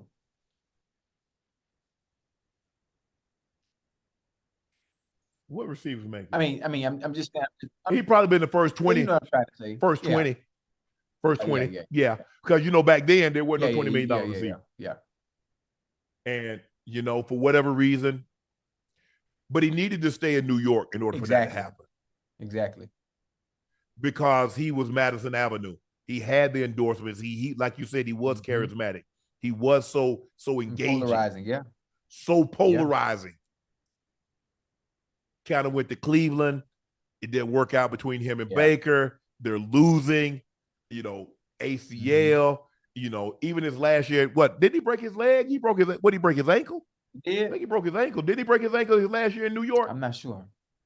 I don't. And then he had 1,000 yards that 1 year in Cleveland. Then he tore his ACL. Hey, yeah, man, Miami losing 35-10 to Cal. Wow. All is not lost, though, Ocho. Like I said, they're taking 12 teams, Ocho. Yeah. Now, if it was only taking 4 teams, it'd be a lot of team panicking right now. But they're taking 12. Come on now. You have Miami ranked number 8. You losing to Cal. Cal is 3-1. I mean, can you imagine the Hurricanes of the 80s and 90s losing to Cal, being 5-0? It just wouldn't happen. But they don't get that level of talent, Ocho. They ain't got no Andre Johnson, no Reggie Wayne, no Santana Moss. They ain't got no that man. Do you understand the players that they had coming through that in the 80s and 90s? Yeah, I was watching them. I know. Danny Stubbs, or Boogie, Jay Boogie, Jerome Brown, rest his soul. Man, they were loaded. Danny Stubbs. They had Testaverde, they had Mike Urban, they had Perriman, they had Thrill Hill. You remember Randall Hill? Yeah, they had Remember Lamar Thomas? Lonzo Haslett. Remember Lamar Thomas? Yes. Hey, boy, they was the real deal back then, boy. Talent. Even in the 2000s, look at what they had in the 2000s. They had Sean Taylor. Sean Taylor was on the bench. He was playing special teams. Yeah, they were loaded, bro. They had Ed and Antrell Rose. Philip Buchanan. Yeah. Rump. They had all them. Come on, man. Yeah, they were loaded. They were loaded. They had Shockey. They had Winslow the second. They had another tight end that went to Buffalo. I think he went in the third round. Came a little later. Greg Olson. Man, they were loaded. You see how you keep all those receivers that they had. You keep naming off all them names. Now everybody spread all over the place. Everybody all over the place. Yes. Oh, now it's time, Ocho, for your favorite segment. It's time for Q and A. That got credit story, but that was good. But that, hey, man, don't laugh, Ocho. I came up out of it, Ocho. I came up out of it. Kemper Norwood Jr. said, Unc, my question is will OBJ make the Hall of Fame once his career is over? Do you think not? I don't think so. Too much lull in between the highs. I mean, he had a great that first 3 years, Ocho, it seemed like he was a slam dunk. He was a Shaquille O'Neal dunk, slam dunk. I mean, he was electric. Boy. What you see Chase, what you see Jefferson doing their first 3 years, that was Odell back then. I mean, the one-hand catches, the swag, he's playing in New York, he's box office. He was must-watch TV. Every time. People got to the game early to see him warm up, to see him make those catches. And he was the real deal.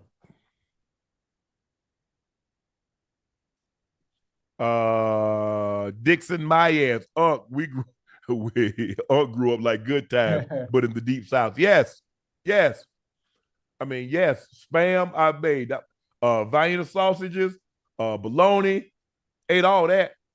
I'm talking about the tube, Ocho. I ain't talking about, we ain't getting that Oscar Mayer, the slices. Right. Nah, you had to get that big tube with that big thick ass red casing.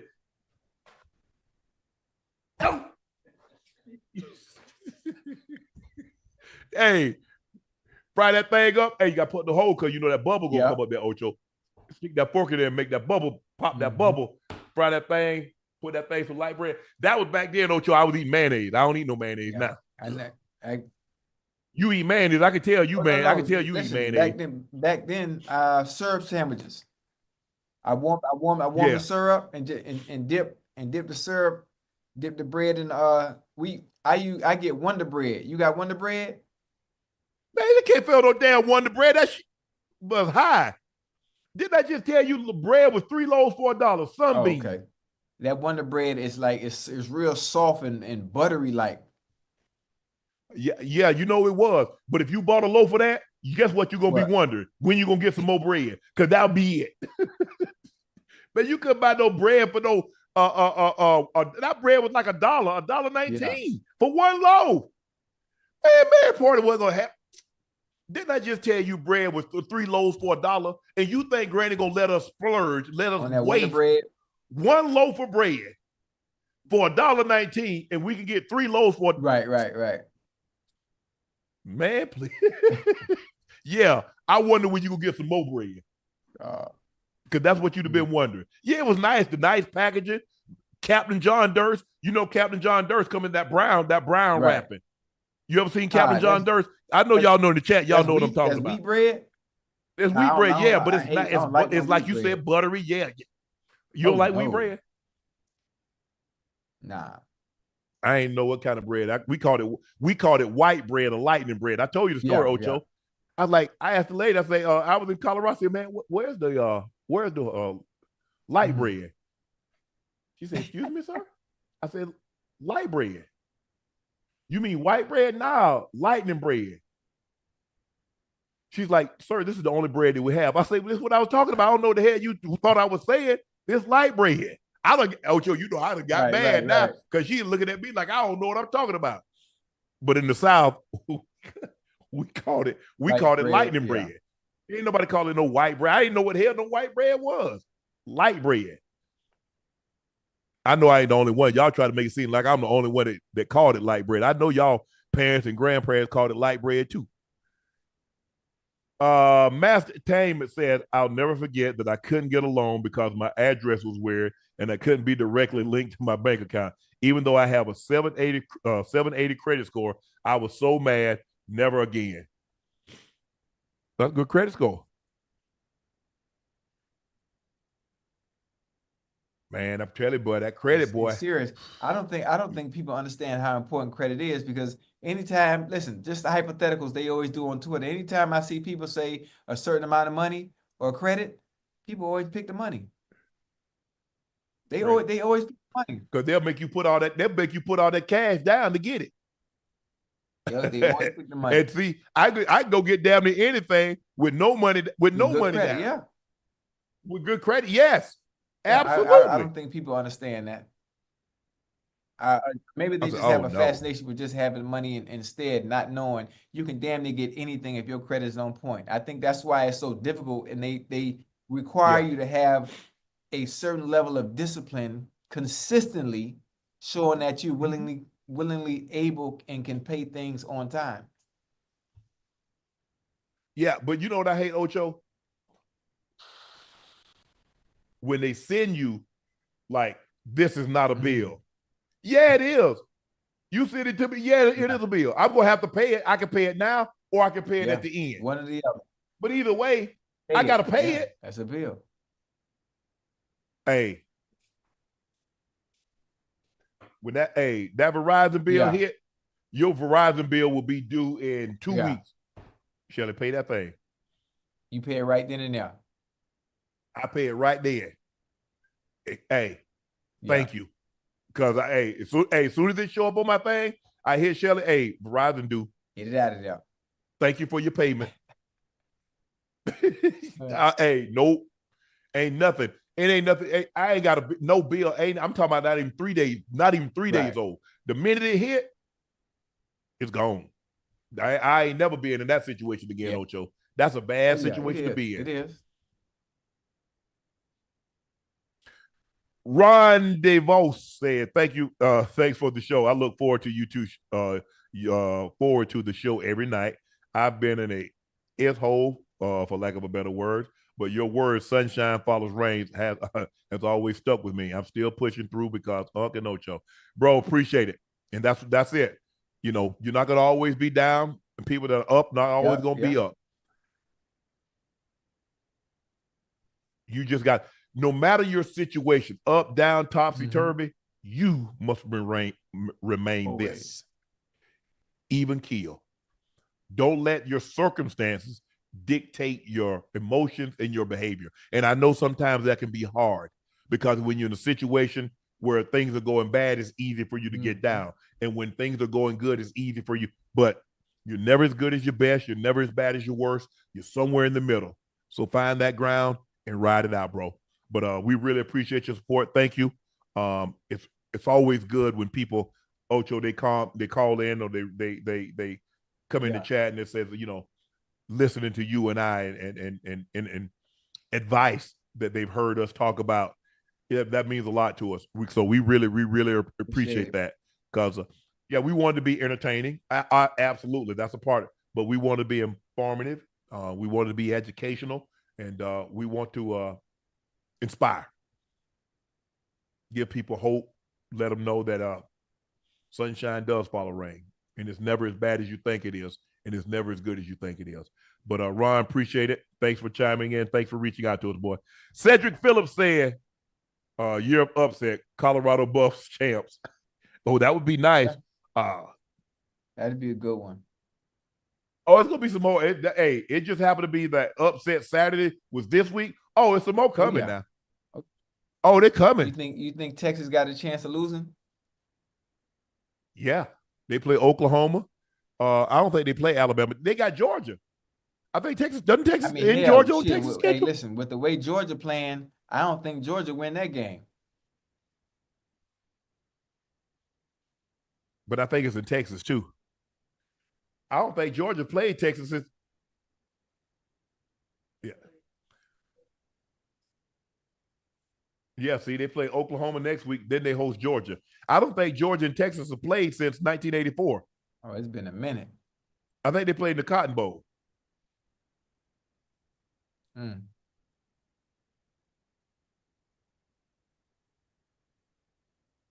If I'm gonna dream. They played in 2019? Oh, Texas beat them. Texas beat them. Because I remember Clarence Hill. Clarence Hill was gloating. Talk about the mighty SEC. You're right. Before that, there was an 84. Didn't they play them in the Cotton Bowl in 84? And Georgia won like 10-9?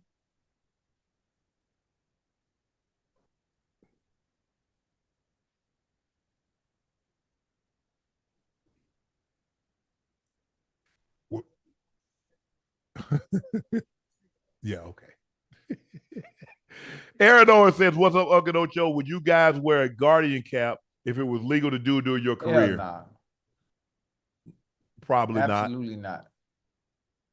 Man, that thing have you out there looking like Marvin the Martian. Man, I ain't even wear no damn mouthpiece. Put it like this here.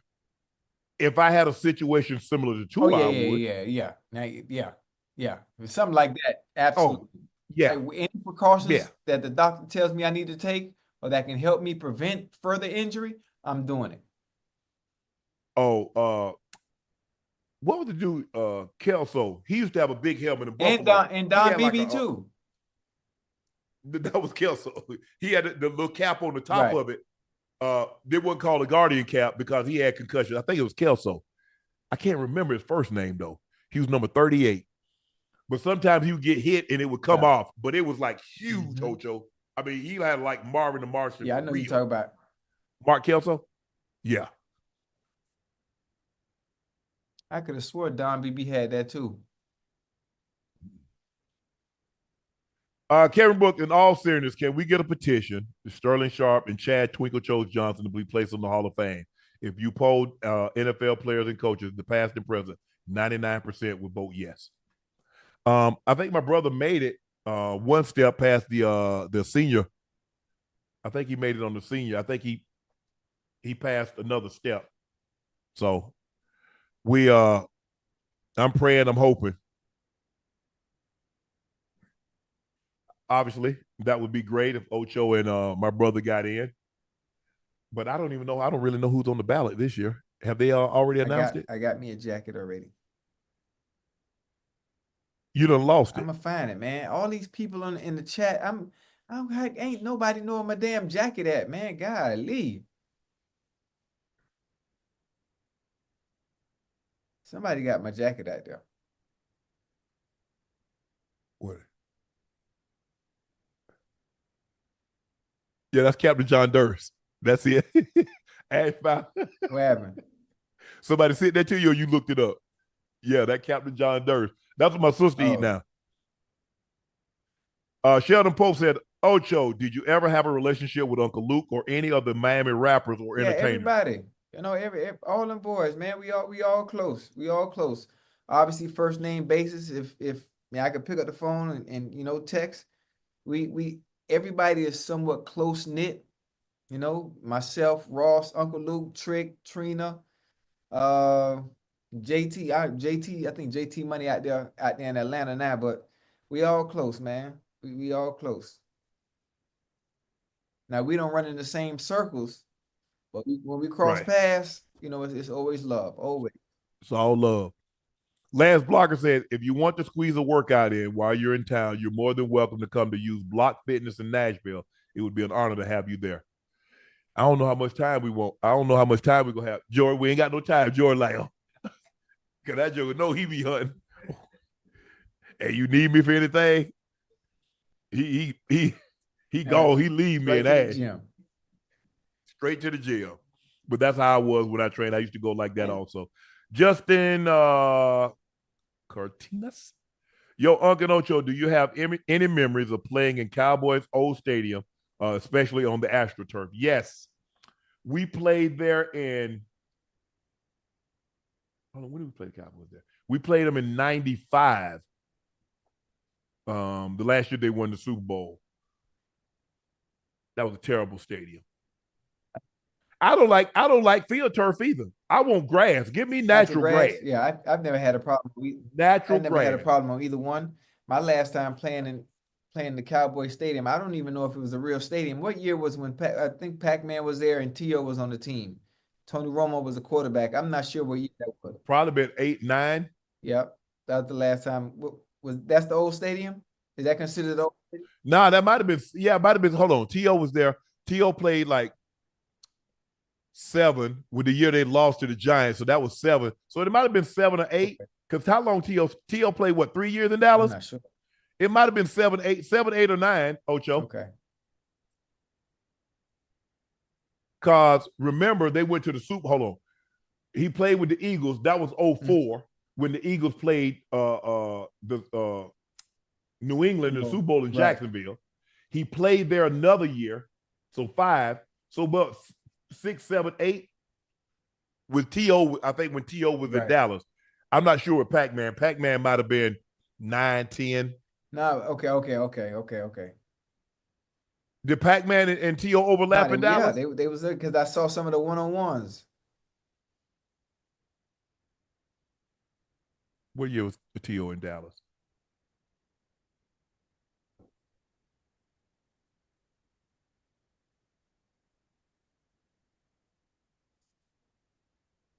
Ocho. Yes, when did I say T.O. was in 06? You said 08.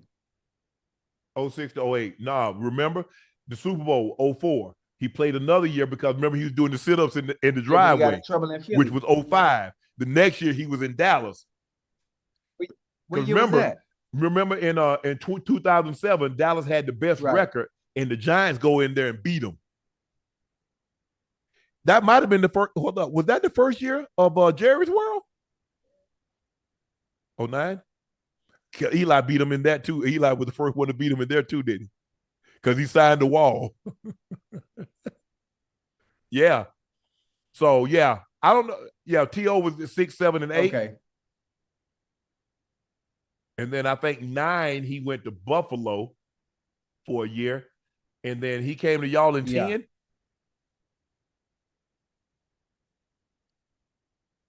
Played with y'all. He played like 13 games and tore his knee.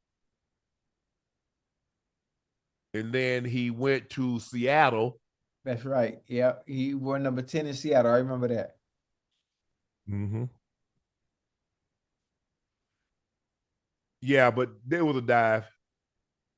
No Slack Given said, "What's up, Unc Ocho? Me and my wife's birthday is today. Can you give us a shout out? Our names are Chris and Kai.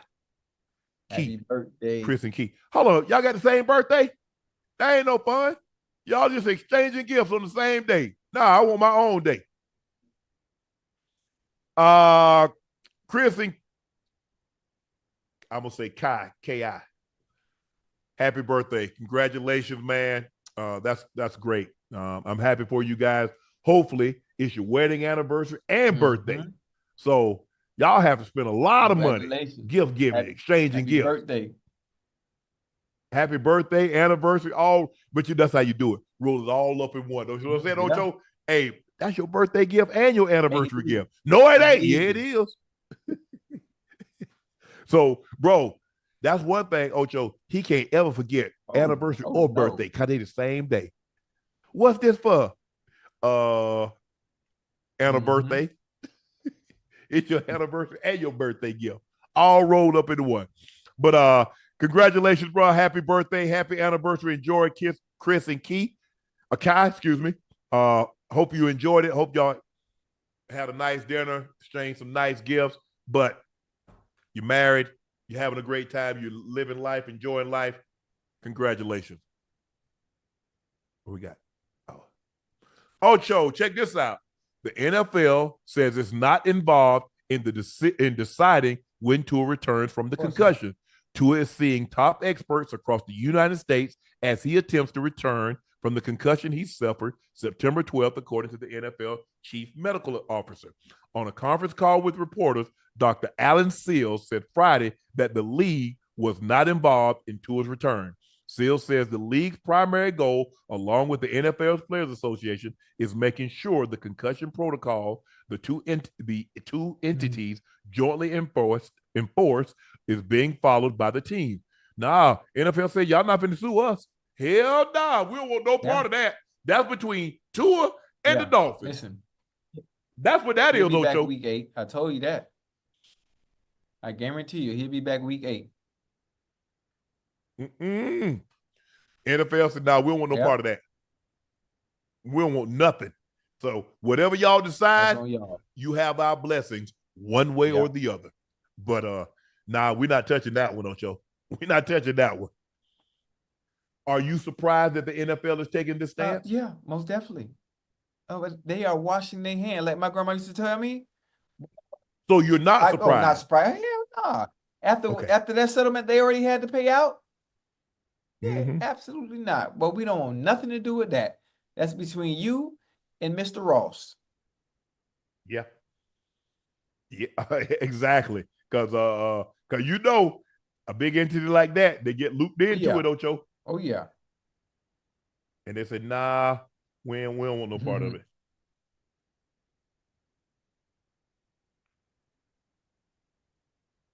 Alex Pieta, KO, Roundtree, round 4. Round 4? 432. Yep. That's just how I'm gonna do James. Just like that.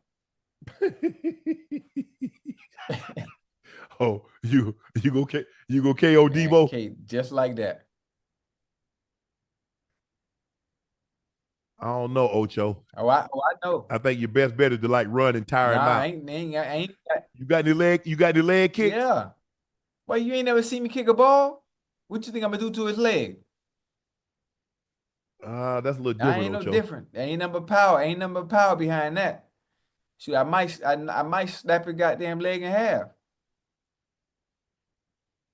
Just listen, I ain't gonna do all this talking, man. I'm gonna just show you, man. How much? It's 35-18, Ocho. Cal leads Miami 35-18. It's right here in front of my head. I see it.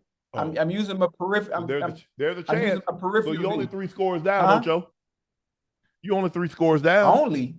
What, ain't number 14 minutes to go? 15, but hey, a lot of things can happen. We're struggling to score.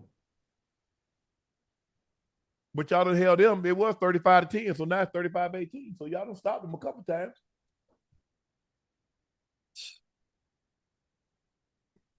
Man. How long? So Tua's been out since September 20th. So September 12th. They put him on IR, so that means he has to miss at least 4 weeks, correct? Yeah. So I was right about week 8 then, right? Yeah. Yes, because that was the second week of the season, right, that he went down. Because they won the first game. Remember, they came back and won, and then the second game he got dinged.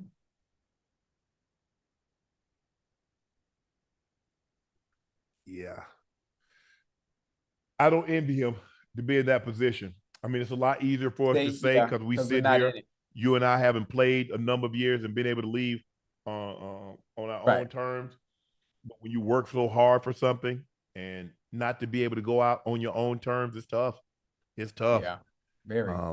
I just hope he makes the right decision for him and his family. I know it's hard to let go something that you love.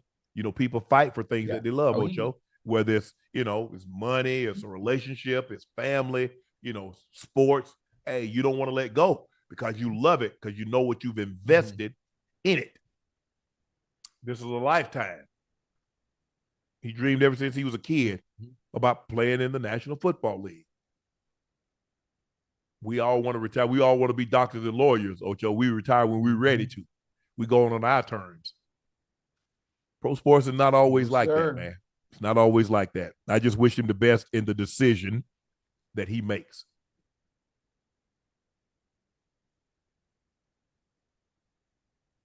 That it?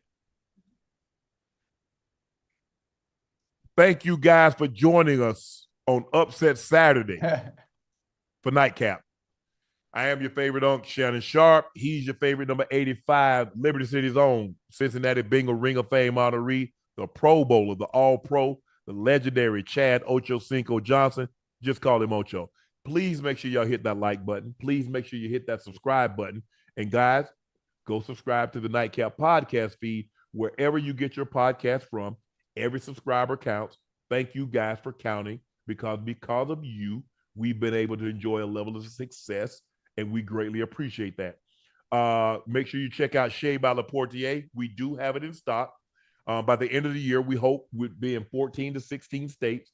And if we're currently not in a state or a city near you, you can order it and we'll ship it directly to your door. Please go follow my media company's page on all platforms. That's Shay Media, and my clothing company. And it's spelled 84. Unc and Ocho tees are back in stock. I repeat, the Unc and Ocho tees are back in stock. If you ordered merch in the last 3 weeks, it began shipping last week. And I know some of you guys have sent out letting us know that you received confirmation that your order has been shipped.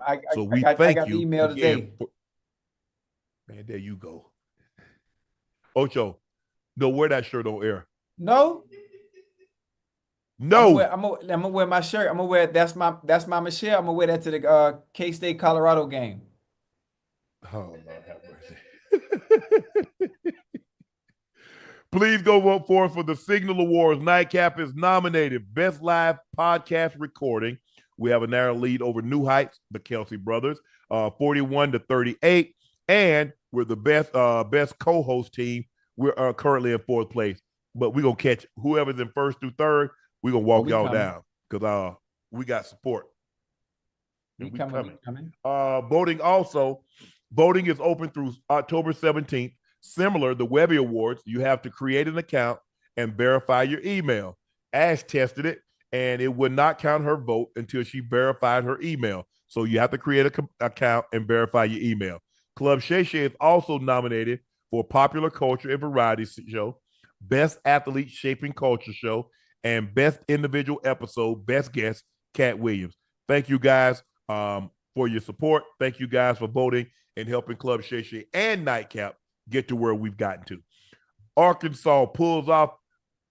It's Arkansas, not Arkansas. Arkansas pulled off an upset in Fayetteville. The Razorbacks got their first AP Top 5 win at home since 1999, and they pulled the upset 19-14 over Tennessee. Again, it was upset Saturday. Vanderbilt takes down number 1 Alabama at home, 40-35. Time of possession, 42 minutes and 8 seconds to 17:52. They shortened the game, did a great job of running the football, controlling the clock, and they made enough plays in order to win. Number 25, Texas A&M at home. Shocks, beat the brakes off number 9, Mizzou, 41-10. Will Lee, nicknamed the Blanket. Will Lee the third, nicknamed the Blanket, sent Theo Weiss Jr. a blanket, let him know it's going to be like this, bro. And they win 41-10 over number 9 Mizzou. Minnesota at home shocks number 11 USC, the men of Troy. They lose 24-17. USC next week hosts Penn State, Ocho, and the Huskies. A rematch of last year's national championship game. The Huskies get some level of revenge as they take down the number 10 Wolverines 27-17 Saturday night. So 5 teams, ranked teams, were upset. Ashton Jeanty goes off 13 carries, $186, 3 touchdowns, all in the first half on 13 carries. He's the first, he's one of 8 running backs to rush for at least 1,000 yards through the first 5 games, a list that includes Ricky Williams and Leonard Fournette. He has over 1,000 yards in 5 games, and he only has 100 carries. So that concludes our show for tonight. We'll see you tomorrow after Sunday Night Football. Thank you for joining us for Nightcap. I'm Unc. He's Ocho. We're out. See you tomorrow.